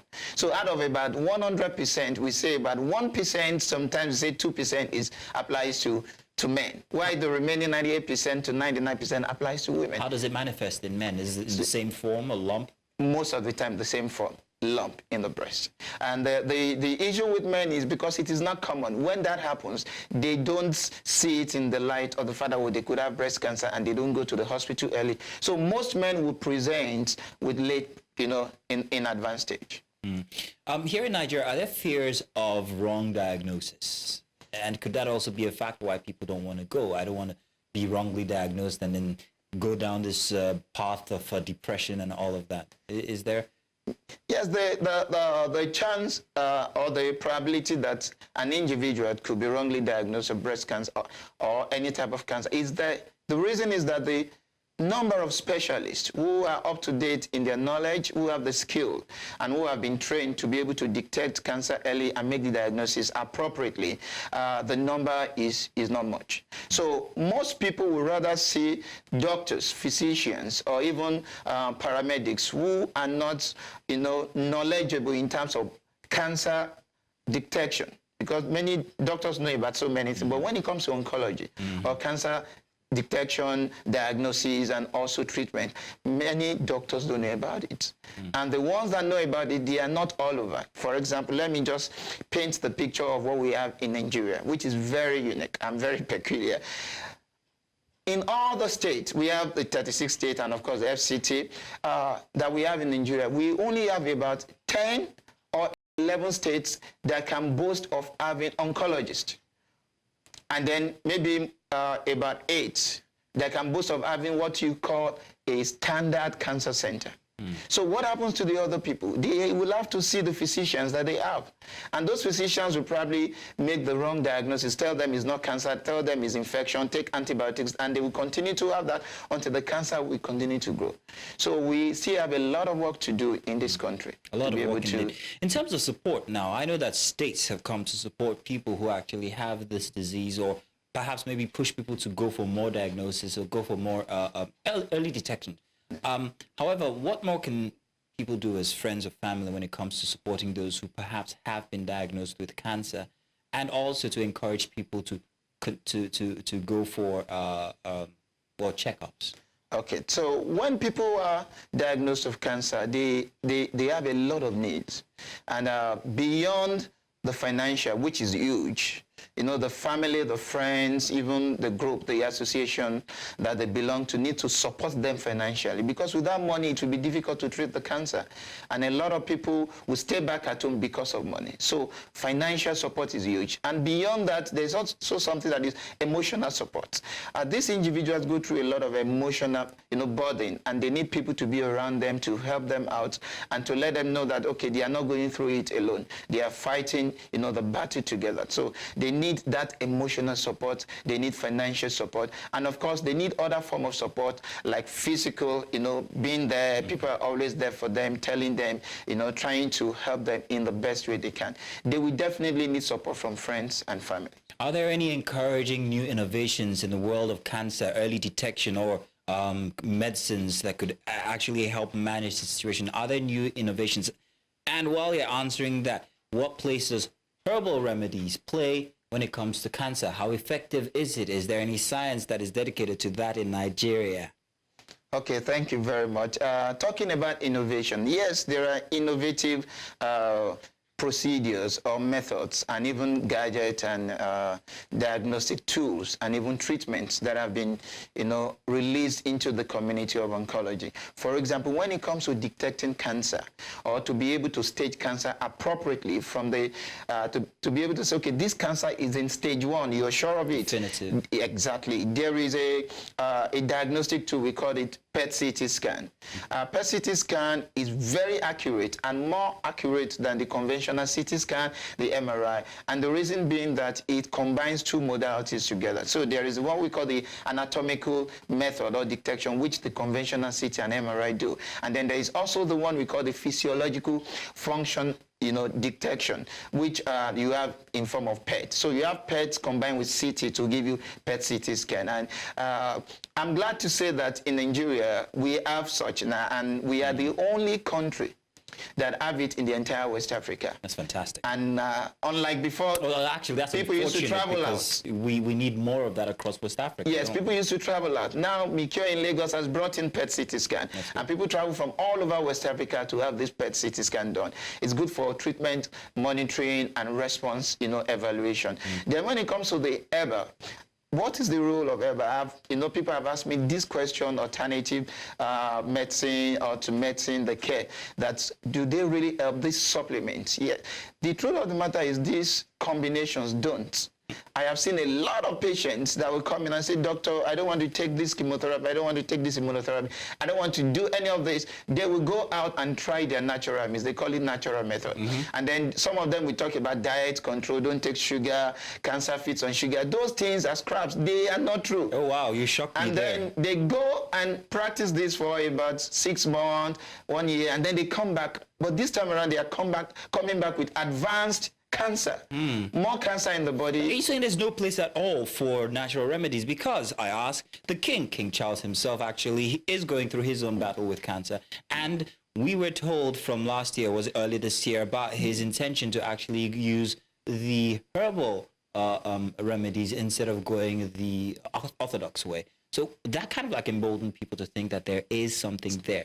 I find it hard to believe, as a botanist myself, that there are no remedies that could be provided from a botanical or from a herbal point of view. Okay, so when you talk about, botany, there are medicinal content from some of those plants. And this medicinal content would have been tested. You'll be able to know the doses, you'll be able to know the contraindication, what it should be combined with, what shouldn't be combined, when to be given. All of these things would have been done through scientific method. Then you can subject that to what we call clinical trials. Then when we'll have the outcome of clinical trials, we can apply it to human beings. Doctor, that's why I'm asking.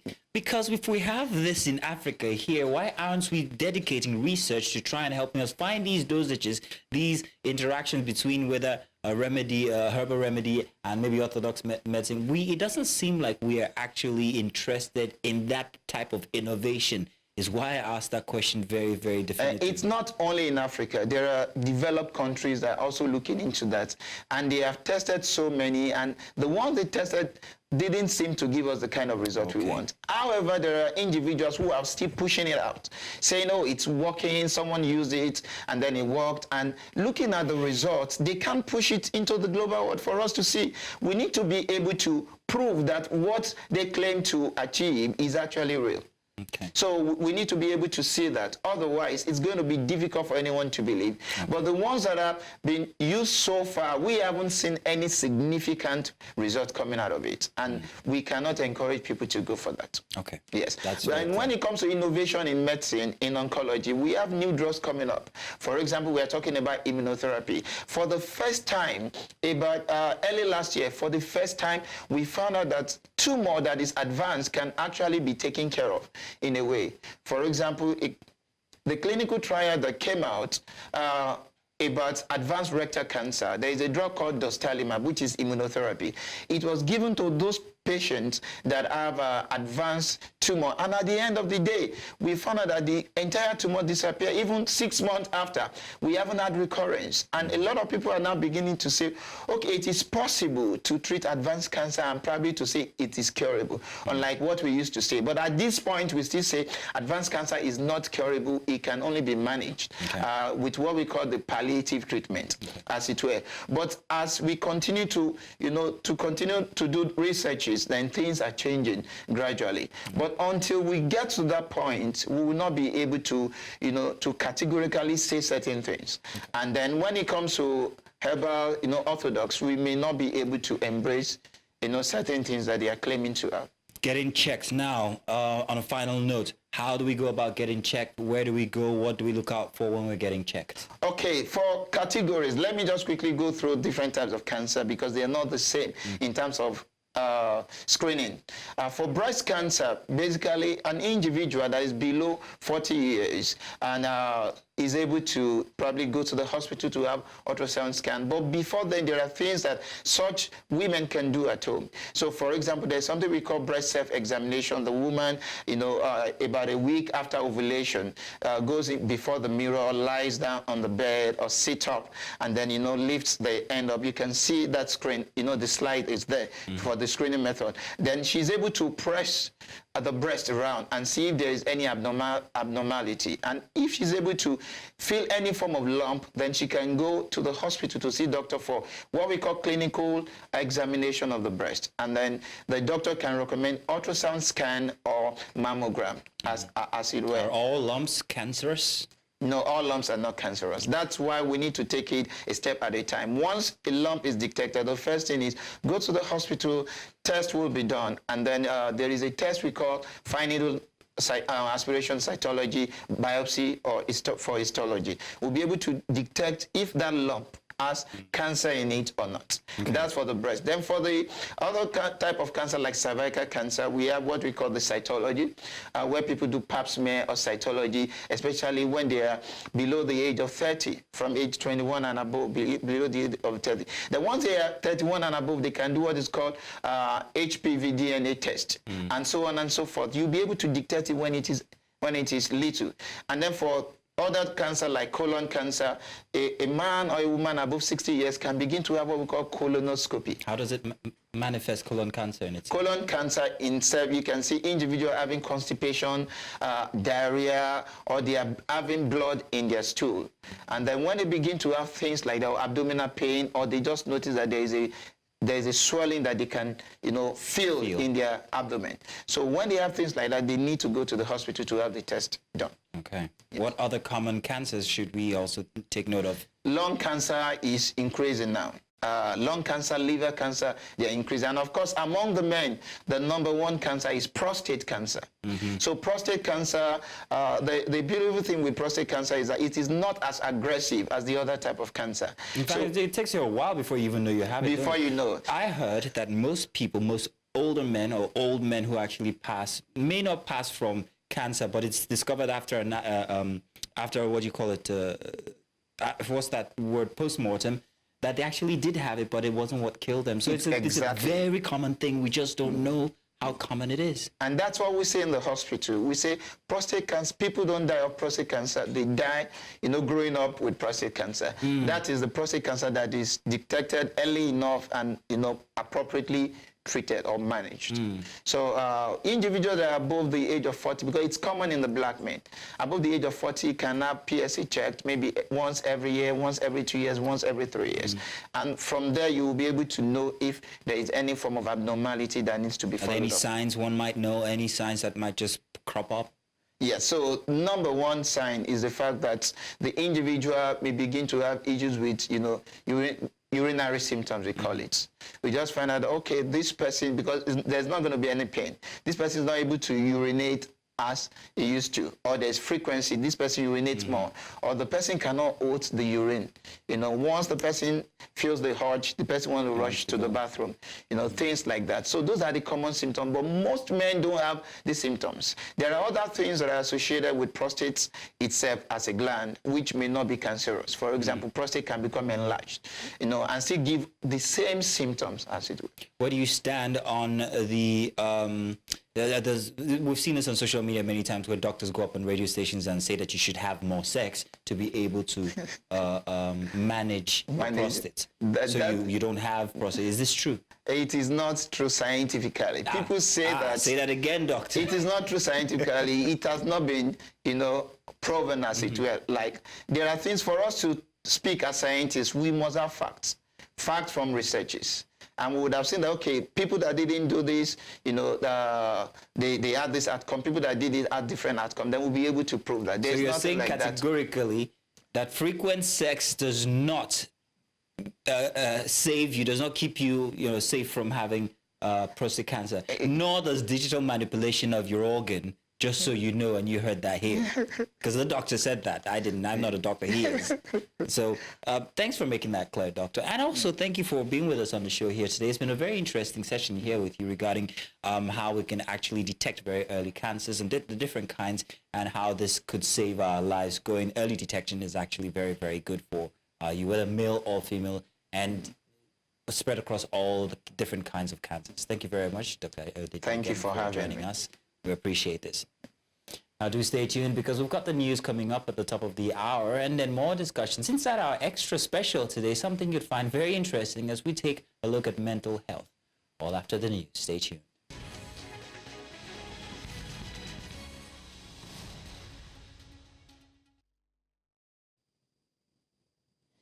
You're watching Breakfast Headlines here on Breakfast Extra. We'll begin with security matters, where bandits attack on Mira community in the Agui local government area of Kebbi State has claimed the lives of 15 residents. The attack was confirmed by the Deputy Governor Abubakar Umar Tafida, who expressed condolences to the victims' families. The 15 victims have been laid to rest in a funeral attended by the Deputy Governor, Commissioner of Police and the Emir. The incident comes on the heels of recent attacks befalling the country, especially the north, due to insecurity.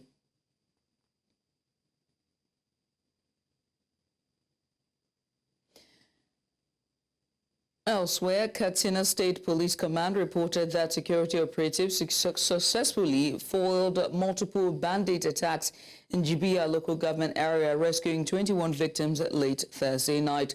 In the intense gunfight, one community watch corps member and a vigilante lost their lives. Police spokesperson ASP Abubakar Sadiq stated Friday that bandits launched coordinated assaults on Kaida, Angwa 1 Boy and Darmak in Jibia Township. A swift joint response from police, military and community watch teams led to a gun battle lasting over an hour, ultimately forcing the bandits to flee. 16 victims were rescued and 5 people injured were taken to the hospital.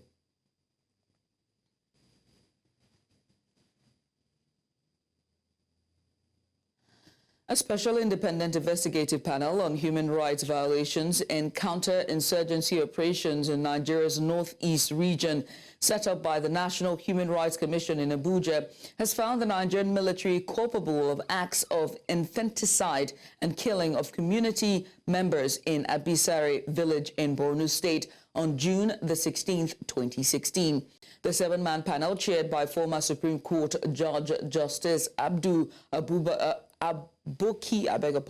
which investigated allegations of human rights violations in the Northeast, including allegations by international news agency Reuters, claiming that the military had engaged in over 10,000 forced abortions in the region. However, absolved the military of the allegations, describing them as false and untrue.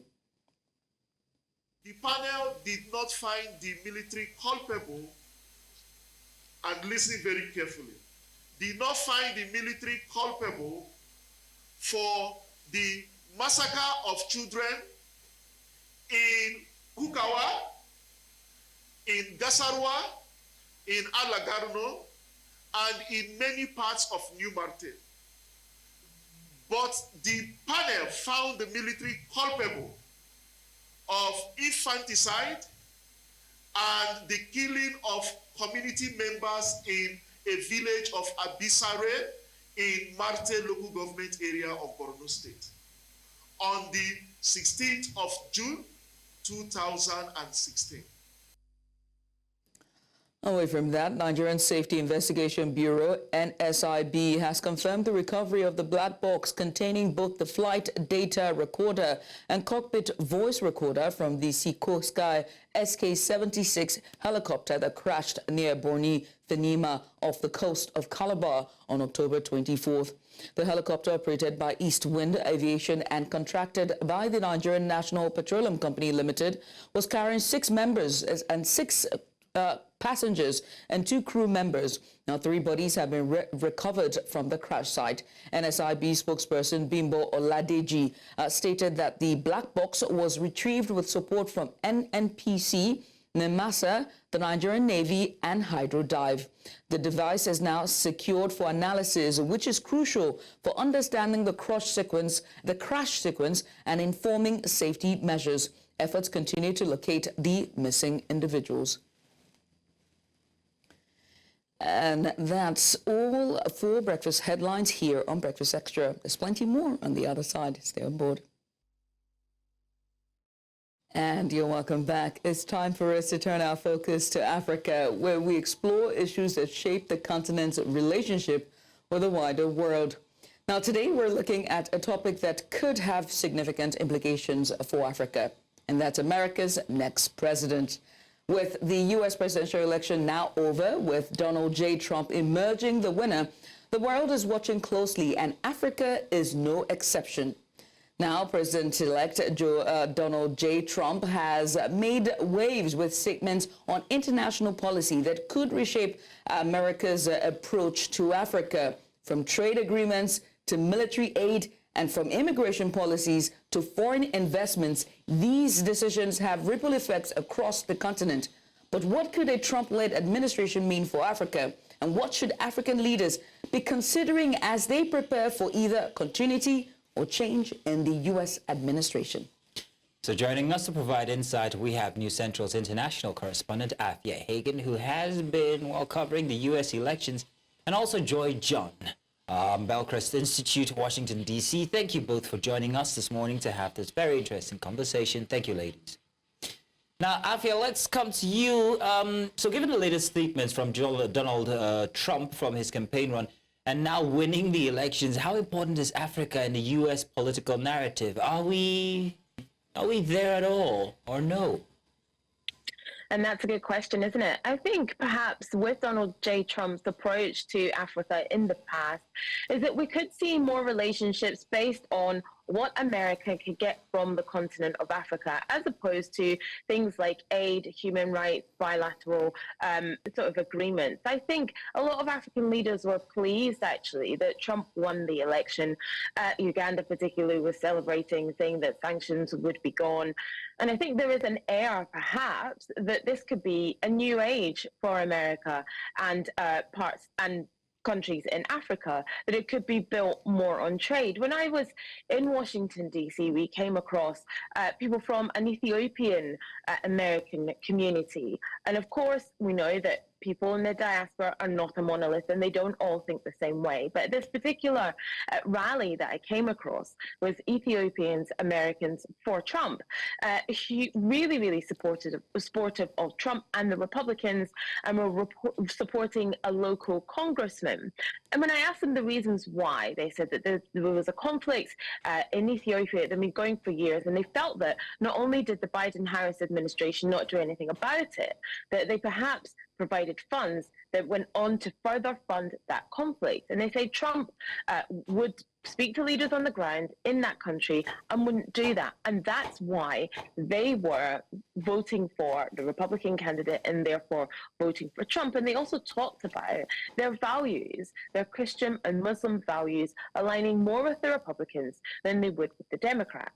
And so I think these are thoughts that are not just of people of African descent in the diaspora, but relate to people on the continent as well.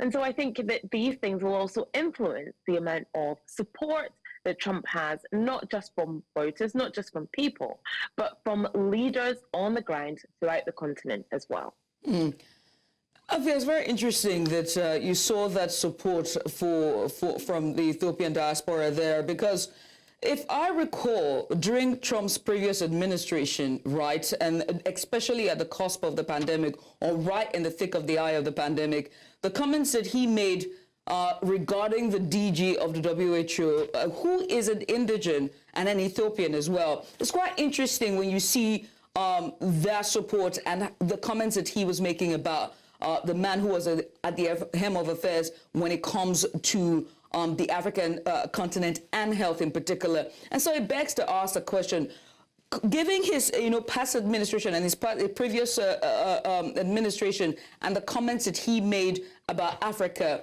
do you see a difference with his coming administration come January 2025?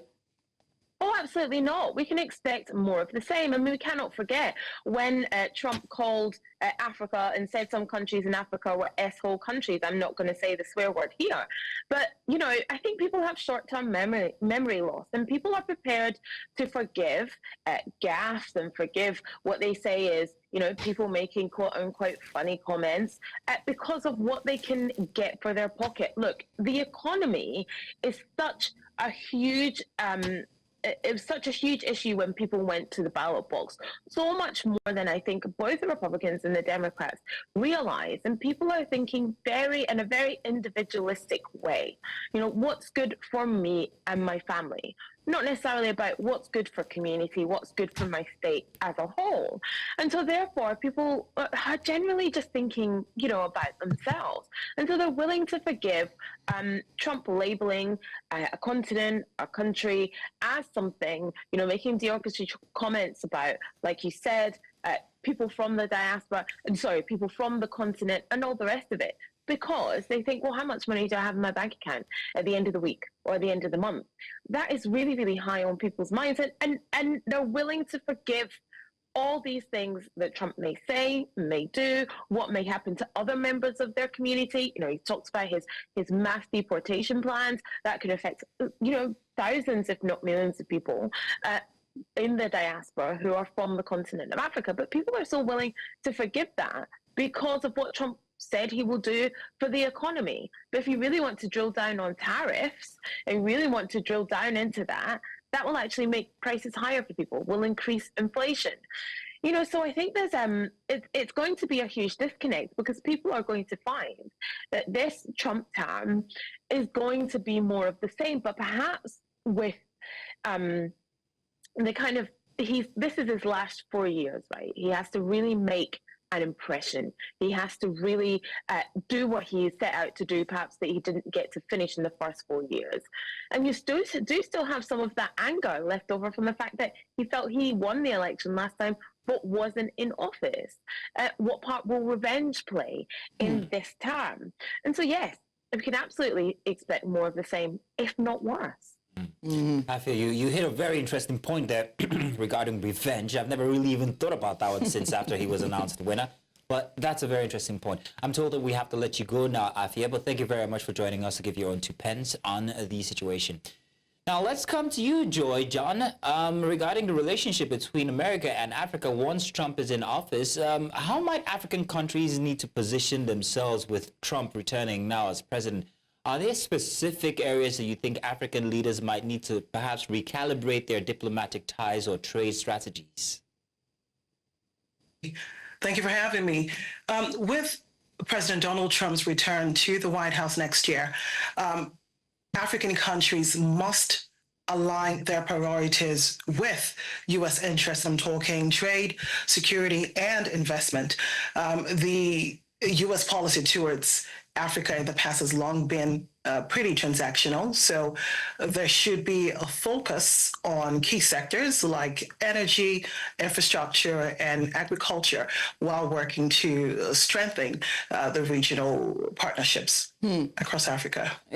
Joy, I'm glad we're talking about, just partnerships, because then we're going to bring the African Growth Opportunity Act, AGOA, right, which is pretty much an act that has been enacted since 2000. 25 years, and it provides duty-free access to the U.S. market for almost all products exported from more than 40 eligible sub-Saharan African countries, including South Africa and Nigeria. Now, Trump has said that he will put back tariffs because we know that some of the products on this act and under this program means that they would send their products in the U.S. market without the tariffs. But he said he will put tariffs, and also this is now hanging on the loom because we know that the 25-year mark is ending and it would now be renegotiated on the table. Do you see with Trump, campaigning on tariffs will be put back into acts like this and people will have to pay tariff to do business in, the U.S.?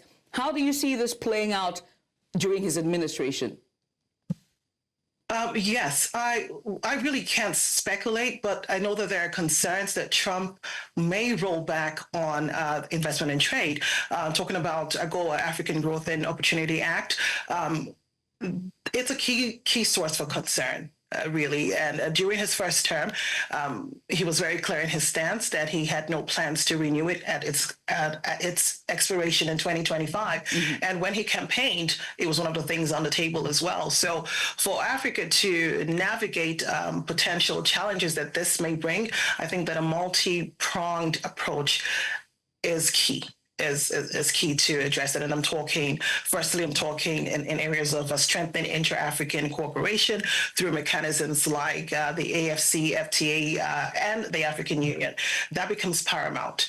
Also, we're looking at diversifying international partnerships. And thirdly, accelerating domestic resource mobilization and reducing aid dependency. I think that could help us cushion any likely effects of any U.S. policy shifts towards Africa.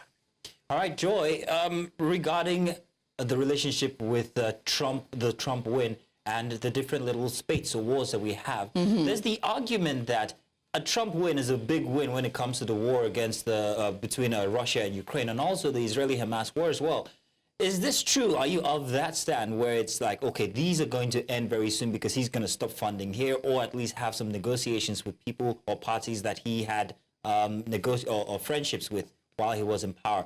Where do you stand on this? Well, I could say that Trump is the only president that did not, go to war as president. He was the only U.S. president in history. In his 4-year term, we did not go to war. And talking about Ukraine and Russia, we will see how that goes. I know that Trump has a great relationship with Putin and the people of Russia. And he's also spoken to the Ukrainian president. So I believe that there will be some kind of truce under the Trump administration when he takes over next year. Right. And what about immigration? That seems to be big on the table, whether it's immigration from Mexico or even the African side of things. What do you think his policies might show now, since he's had 4 years to think about perhaps maybe they might not have worked from before? Well, yes, again, we really can't speculate. I would say that a lot of people have, expressed concerns about immigration and that blockage there. But I don't think it's as harsh. It's going to come out as harsh as people portray it to be. The U.S. has laws. We have a tradition. We have principles that guide us. And any drastic change has to go through the courts, has to go through Congress, and has to go to the Senate. Yeah. When you say that that Donald is the only person who's not gone to war in all American, in the entirety of the American presidents, has Biden gone to war as well? Mm-hmm. Well, we have the war. We have the war in Ukraine, but that's something that the U.S. has been funding aid towards Ukraine. We also have issues with other countries. I don't want to delve into that because it's more on a diplomatic side. Yeah. But there has been. He's the only president that has not gone to war. And yes, we have had conflicts with other nations in the last 4 years. Yeah, because one thing we know for certain about America is that one of the investment that they do is the fact that they would always back their allies. And Ukraine, for example, is an ally where they send aid and they send as much aid. And not only America, we also know that the SA, South Africa, is sending aid and supporting Russia. And so when we have this conversation, it's best to just put into perspective what they are. But Joy, let me ask you about, the influence of China in Africa. That's a conversation that needs to be had. And we know that Trump has his relationship with China, as we've seen with his last administration. Will Trump's win impact the U.S.-China competition in Africa? And what might that mean for African nations? Yes, China has built a presence in Africa. They have provided aid to African countries without certain restrictions that other Western countries have imposed on them. So it's pretty much they've come with money to the table in dealing with Africa. Now the U.S. will struggle to compete for that presence in Africa if they consider Africa a priority. And lastly, just before I let you go, because I have to talk about, what your advice then would be to African, leaders, most importantly, policymakers, as we've observed the election and as we prepare for what might be a shift in the U.S. policies and programs come January of 2025. What would be your call to action for African leaders? Very simple. I would say this is a moment for African leaders to strengthen governance. build the economy, build economic resilience, and of course, demonstrate unity. A stable, well-governed country will always or naturally draw respect and strong partnerships from any administration, regardless of what side of divide is in power. Look at countries like Rwanda, Egypt. They're doing amazingly well. And for us back home, for African countries at large, I think it means also addressing corruption, the issue of corruption, enhancing regional stability, investing also in human capital. You can't come to the table when you have when you don't have all your boxes checked. You have to put your house in order before coming to the drawing board. And I think to be taken seriously on the world stage, our African leaders should do better in, I would say, committing to accountability and effective implementation of the policies that will benefit their citizens. Well, Joy, we must say thank you so much for just taking out the time this morning to join us and just give us just an in-depth analysis on the African continent. I mean, it's clear that African nations will need to be proactive and strategic in navigating the evolving and ever-changing relationship with the world's major power. Well, many thanks again. Thank you very much, Joy. Thanks for having me. Bye-bye now. It's very interesting how a Trump win is making us talk about so many different aspects, how it's going to affect Africa, in fact, our individual pockets and all of that. Right. It's a very big deal, this. And come January, we'll find out exactly how this is going to influence the world stage, whether it be economy or the wars. I think we're in for interesting times. And the truth is, it is not all that bad. No, it is. Is it? It is, Joe. I mean, Trump has said that he's told Netanyahu very clearly that he should hurry up and finish the job in Gaza regarding Hamas and Hezbollah. He said that specifically. And we know that the statements that he's made, and he's literally called he's running the presidential candidate and vice president Kamala Harris liberal about the war in Gaza. So that's very clear. Also, I need to put it out here, and I think it's very clear. You can always go do your research and go learn about this, but we know that America is number one when it comes to weaponry and armory and defense. They are number one. And a part of that money goes to 26 countries, and 25 of those countries are their allies. And one of them is, of course, Israel. And that is an institutional thing that they have that goes on. Whether or not, whatever president's transitions, that is an institution. And when they take an oath, they swear, every inauguration, they swear to protect the people and its allies. You know what I mean? So that's a swear that they take. Yeah. So it's going to be a very interesting time to see. Very interesting indeed. We've just handed the kid again the button that launches all the nuclear weapons. Hopefully not. And his friends with North Korea's leader. Yeah. There we go. We had a package during the week put together by our correspondent Bennett Akede here about the U.S. elections and the win by Donald Trump. Let's take a look at that report and do stay tuned. As Donald Trump prepares to occupy the White House again as the 47th president of the United States, all eyes are on him to see what policies he will be changing and how they would affect the country and eventually the rest of the world. Here are 7 things Trump said he will do upon assuming office. Migration. Trump has said severally that on his first day, he will seal the southern border and launch what he calls the largest deportation program in American history. Trump said he will bring back Title 42, a restriction from his first administration that turns away migrants who arrive illegally and does not allow them to seek asylum in the name of public health. Trump has also promised not only to bring back his controversial travel ban targeting Muslim-majority countries and struck down by courts, but to expand the ban to include refugees from the Gaza Strip and institute certain ideological screenings for all immigrants. I will launch the largest deportation program in American history. We have to get all of these criminals, these murderers and drug dealers and everything, we're getting them out. I will put these vicious and bloodthirsty criminals in jail or kick them the hell out of our country. Abortion. Against the wishes of some of his supporters, Trump said during his presidential debate with Kamala Harris that he would not sign into law a national abortion ban. In 2022, the nationwide constitutional right to abortion was overturned by the Supreme Court, which had a majority of conservative judges from Trump's first presidency. Trump said he would protect women whether they like it or not. My view is now that we have abortion where everybody wanted it from a legal standpoint, the states will determine by vote or legislation or perhaps both, and whatever they decide must be the law of the land, in this case, the law of the state. Economy. Concerning the economy, Trump said he will end inflation and plans to pass what he calls historic tax cuts for workers and small businesses. This will include no tax on things like tips, overtime, social security benefits, and a tax credit for family caregivers who care for parents or loved ones. He has said imports from China could bear an additional 60% tariffs.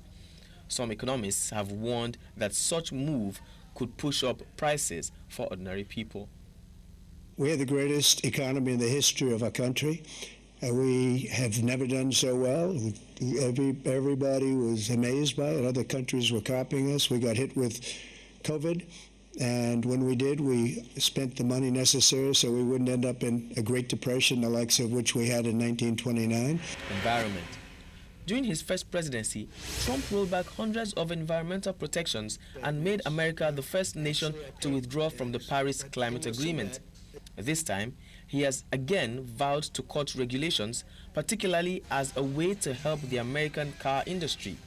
He has consistently attacked electric vehicles, promising to overturn Biden's target encouraging the switch to cleaner cars. He has pledged to increase production of U.S. fossil fuels, vowing to drill on day one in favor of renewable energy sources such as wind power. He wants to open areas such as the Arctic wilderness to oil drilling, which he argues would lower energy costs, though analysts are skeptical. I want absolutely clean air, and we had it. We had H2O. We had the best numbers ever, and we were using all forms of energy, all forms, everything. Foreign policy. On foreign policy, Trump said he will end Russia's war in Ukraine within a day. Trump said he will meet with both Putin and Zelensky.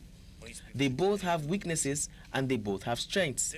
He said within 24 hours, the war will be settled and it will absolutely be over.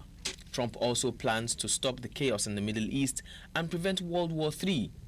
Trump has also expressed interest in building a missile defense shield over the United States, similar to Israel's Iron Dome. Under President Bush, Russia invaded Georgia. Under President Obama, Russia took Crimea. Under the current administration, Russia is after all of Ukraine. Under President Trump, Russia took nothing. We defeated 100% of ISIS in Syria and Iraq. Culture. During his campaign, Trump leaned heavily into anti-transgender rhetoric, promising to enact restrictive policies during his administration. Trump said, "On day one, I will sign a new executive order to cut federal funding for any school pushing critical race theory, transgender insanity, and other inappropriate racial, sexual, or political content onto the shoulders of our children." On day one, I will revoke Joe Biden's cruel policies on so-called gender-affirming care. Ridiculous. A process that includes giving kids puberty blockers, mutating their physical appearance, and ultimately performing surgery on minor children. Can you believe this? I will sign a new executive order instructing every federal agency to cease all programs that promote the concept of sex and gender transition at any age. Retaliation. In May, Trump became the first former U.S. president in history to be convicted of a crime after a New York jury found him guilty of 34 counts of falsifying business records. He continues to face legal jeopardy in federal and state cases, which many believe will likely be dismissed or delayed now that he has won the election. Trump increasingly whitewashed the January 6th riot, going from calling it a heinous attack in the immediate aftermath to a day of love by the end of his campaign. He has said he wants to pardon many of the prisoners who were arrested, charged, and found guilty of crimes related to their actions on that day. They viciously attacked our government. They fought with police. They fought with them much more openly than I saw on January 6th. What's going to happen to those people? What's going to happen to the people in Portland that destroyed that city? But, sir, my question is on those. What's going to happen to the people that tried to My question is on those rioters who assaulted officers. You have to would you pardon what's those going to people? happen? Oh, absolutely, I would. You would pardon those? If they're innocent. Whether or not President Trump will eventually go on with these policies, and maybe more, remains to be seen. But one thing is certain, the ripple effect of his policies will most likely be felt far beyond the shores of the United States. In Lagos for News Central, I'm Bernard Akili.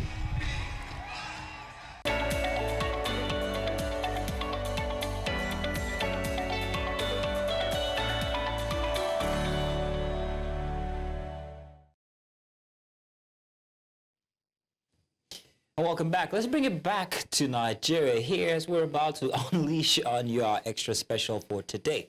Today we're tackling an urgent issue that affects countless of lives in Lagos. Yes, I said Lagos, and other bustling cities around the world as well. The mental health crisis fueled by the stresses of urban living. Now, a recent shocking incident in Lagos saw a commercial bus driver allegedly set his vehicle and Lagos State Traffic Management Agency officers on fire during an altercation over a traffic violation. Such a desperate and aggressive act not only underscores the growing tension on our roads, but also raises pressing questions about the mental state and the mental health toll that living and working in high-stress environments can take. As more individuals in Lagos face pressures like financial stress, overcrowded commutes, and daily confrontations with authorities, we are asking, how can we better address the mental health needs of our urban populations? To delve deeper into this, we are joined by Dr. Bojubola Abiri. She's a consultant psychiatrist and associate lecturer who can help us. She's going to help us unpack the mental health dimensions of these high-stress situations. Thank you so much for joining us, Dr. Abiri. Appreciate you for doing this with us. Thank you very much for having me. Good morning. Good morning. I mean, Doctor, let's get started. Seeing that video is unbelievably wild, you know, and then it's jarring as well that somebody would think to want to set themselves on fire and cause bodily harm to, harm to everyone around them, right? And so when you see the video, you think it's not true, but it's true because it did happen, and he did in fact cause bodily harm to the LASMA officials. We could see photographs of them with the pictures of them being burned, and himself, and himself as well. So could you help us understand what kind of mental health issues are commonly seen among people living in fast-paced urban cities like Lagos? How does one get from sane to wanting to cause that level of harm? All right. Well, I mean, I feel like perhaps the first thing I should say is, well, we've seen this one. We probably are going to see more things like this. And I want to take us back a little to a few years ago. There was this video that made the rounds and eventually went viral. It was during one of the difficult fuel crisis situations in Lagos. A young man was seated on a car, and an interviewer had gone to meet him to ask him, what do you think about the situation in this country? What do you think is going on? What should we do? And the young man, in all his frustration, ranted out saying, all of us should just die. So imagine if that young man had a tool. Imagine if he had a means. Imagine if he had the tendency beyond what he was saying. And who knows what he could have done in his own corners to either himself or people around him. And so generally, in trying to explain this situation and this video that we just saw where this bus owner, bus driver, picked up perhaps by the LASMA officials did was something that we refer to as the frustration aggression theory, described by a psychologist known as John Dollard. And what it generally just means is that when people feel overwhelmed, when they feel like it's gotten to the brim, I'm tired, I'm frustrated, I feel very hopeless, chances are that the next thing that they will do is turn to aggression. And that aggression will not just be targeted at self, that aggression will also be targeted at others. Because at the end of the day, what this person just said was, I'm tired. What else do you want me to do?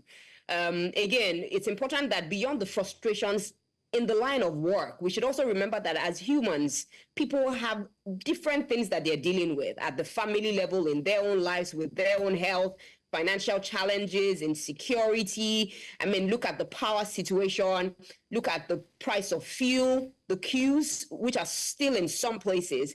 People are actually dealing with a lot. And when people don't have an outlet, people don't have people to talk to, people don't have seemingly, important solutions to the problems that they carry, and they just go in day out. Sometimes they just think, you know what, I feel so hopeless. Perhaps if I just, end it all and not just take myself, but someone else as well, perhaps you would send the message home.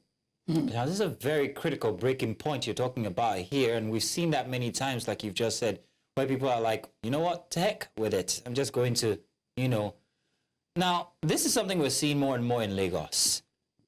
And it often has to do with the authorities impressing their duties on people who are already frustrated.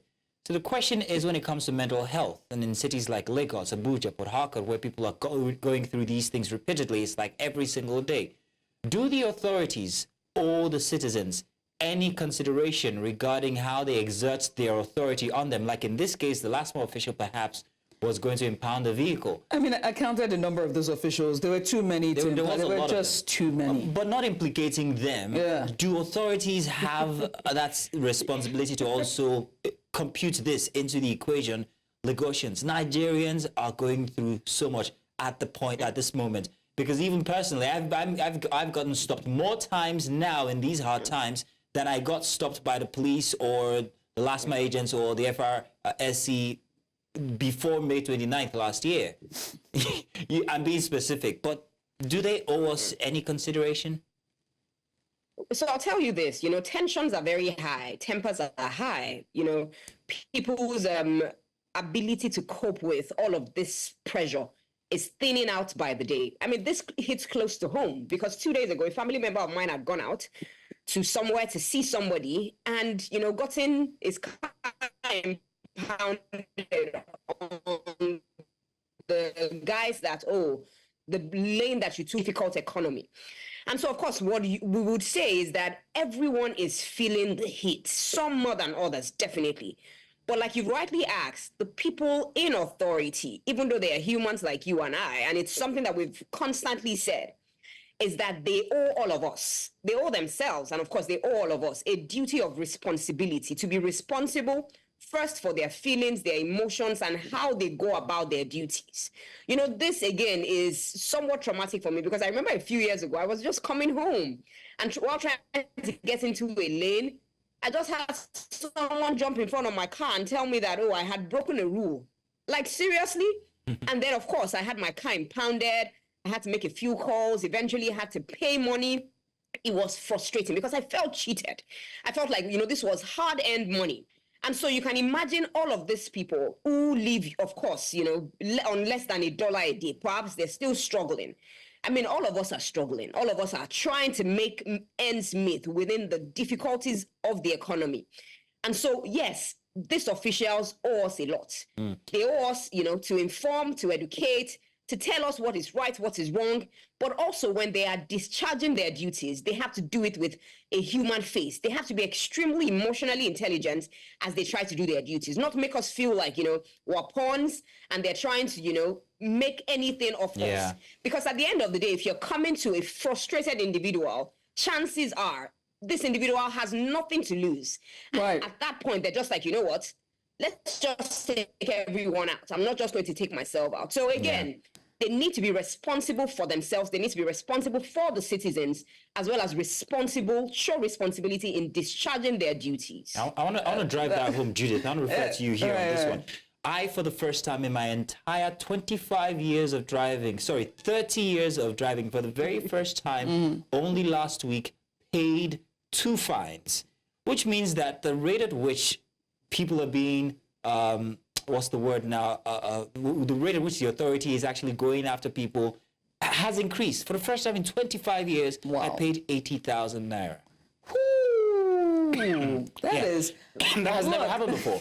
So I'm frustrated. I'm thinking I'm going to pay my daughter's, buy my daughter a new bicycle. Cameras, what? And then I've never, maybe because I started working in Ikeja and the cameras and everything in any case, but But it's frustrating. Listen, I got that out now, Judy. Thank you very much. Thank you. We should do a collection for you at the office. Yeah. Listen, I mean, mine is even a lot different, right? So, I mean, besides just the road enforcers and everything else, there's also the Nigerian situation that cuts at you. For me, it was the fact that I decided to melt my fridge on Monday, and then my freezer on Monday, and then by Tuesday the grid collapsed, right? And it collapsed again. I think Wednesday evening. It was in Wednesday afternoon. Collapsed again. And so by Friday, I was at the office. I came into the office very early, as I normally do. Went back home late, and immediately I opened my door. I said, I knew it. I knew it. I knew immediately. I knew that smell. That I am, like I said, I am screwed. I literally started crying. I'm like, how much more can I have? I was just crying because I had just gone to the market, buy food, dissolve the freezer, cooked a whole bunch of new things because it's a new year, new month, you know. Anyway, so Dr. Viri, you know, so the Nigerian situation also hits hard at us, right? How then, I mean, I broke down. I'm just in a dark kitchen, and then I haven't been able to get fuel. I'm coming back home. I have a scripture, right? No one to pat my shoulders. I'm over there like just dissolving, right? How can one, you know, hold themselves during this soaring cost of living crisis that we find ourselves? All right. Well, so again, you know, while Judith has told the story, it's a very relatable story for all of us. I mean, on Thursday, I decided to stay at home to take a rest day because I was going to have a very busy weekend. I had pulled up all the things that I needed to do, planned. And then the power went from woo, and then it went. And then again, you know, I read the news and saw that there was, you know, an outage. And so again, we have common threads. We have common things that are hitting at all of us, common pressures, common stressors. But, you know, what I think is very important these days is that they're coming at us so fast-paced. It's like we're not even getting a breather because while you're still trying to recover from one or get to the reality of one, another one is coming right in your face. Now, you know, I must say that this conversation is not trying to absolve people who break the rules and, of course, should be accountable for wrongdoings. But when you look at something like traffic, it's extremely painful when unassuming Lagosians who are going by the rules and flout one rule are taken for granted by some officials. When people look at all of the difficulties that they're going through, the truth is sometimes people just want to disappear. You just want to stop and feel like, can I just pause time and let this harsh reality go over me? But the honest truth is we can only wish for that. That is not something that can actually happen. And so what we need to do to ourselves and for ourselves is to focus only on what we can control. At least that's what I do. I focus only on what I can control. There's some things I don't spend myself dwelling about, thinking about. It's something that we will need to make a conscious effort. Do the things that you can when you can, but avoid thinking about, you know, things that are overwhelming, things that are distressing, and things that will put you in a negative space. Yes, definitely, there are negative things all around us. It's the reality. We can't fight the reality, but we must come to that point where we understand that, yes, it's difficult, it's painful, but how can I navigate and go through this difficulty at this point in time? Again, of course, one of the many things that we should do is to make our mental health a priority. Yeah. And of course, making your mental health a priority involves taking clear, conscious, and very deliberate steps. My mind must not break. What are some of the things that break my mind? When I start thinking about the things that I have absolutely no control over. Try and sleep well. I know that it's going to, you know, cost a lot of things to a lot of people. The last time that there was a power outage, I had to run the generator till the morning because, again, you know, this is me wandering in my own space. If I can put on the generator overnight and it's still this hot, I can imagine people who are going through a much more difficult time. And so it's to start looking for little things that can make our lives better amidst all of this difficulty. Again, we need to change the way we think about all of the stress. Right. There's stress. This stress is not going anywhere. How can I make things better around me? Engage in things that you enjoy. So whether it's taking a walk, spending time with family and friends, exercising, please do it.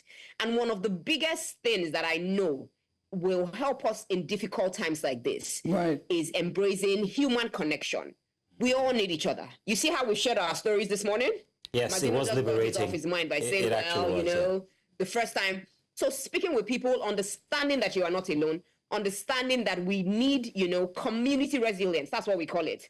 our own individual resiliences may not be enough anymore. And understanding that someone else is probably going through what I'm going through, when we share our stories, perhaps we can also share, how we can survive and continue to support each other. Of course, the ultimate is that we hope that things get better.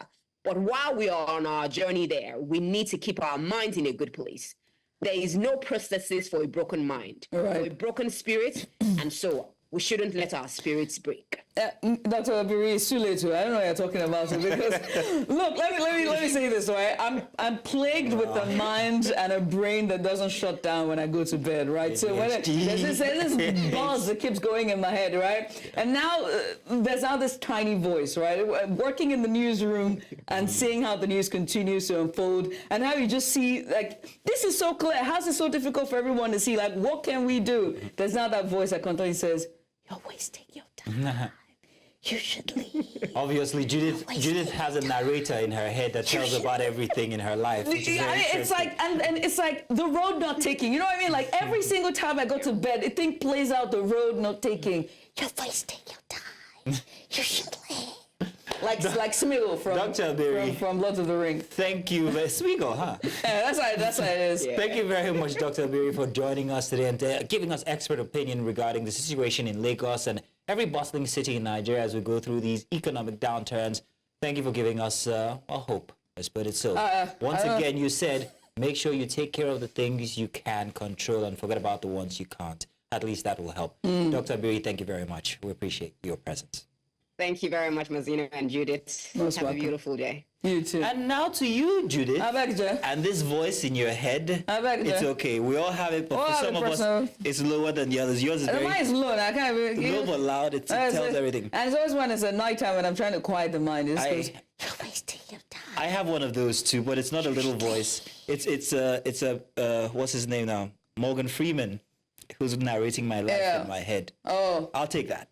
Oh, well, that's good for you, because that one is just, I mean, it just keeps telling you. It's soothing. I don't think mine is soothing, or I don't know if my voice is soothing. Let me tell you what times is soothing. When I'm with family, right? When I'm doing things that I love, or when I'm reading a book, or I'm listening to an audiobook, or most importantly, when I'm reading a book. I think that voice is the most gorgeous thing I've ever listened to. I think you just nailed it there. Yeah, it's the most gorgeous thing. Find something that you're passionate about that actually helps you. Did I not say when I'm sleeping that it needs to come to my mind? Sleep is good, books are good, riding a bike is good. Ladies and gentlemen, we've come to the end of today's show, but we can't leave you without giving you our special takeout. Today, for takeout, it's the confusing state of people's belief or trust in office holders, especially when there is the allegation of corruption, but yet we're still so the unflinching support. So thank you very much, Judith. The unflinching support that we give these individuals even before the conclusion of an investigation.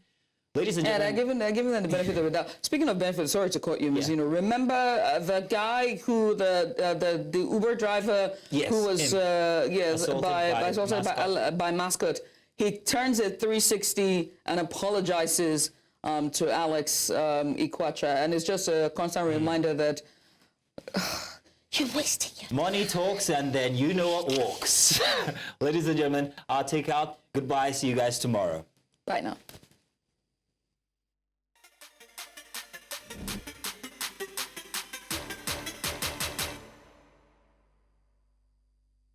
No, my first time to yesterday arrest Okowa. I bet who arrest Okowa made them bail and Okowa na our right man. He try for Asaba. At least he make Asaba look okay.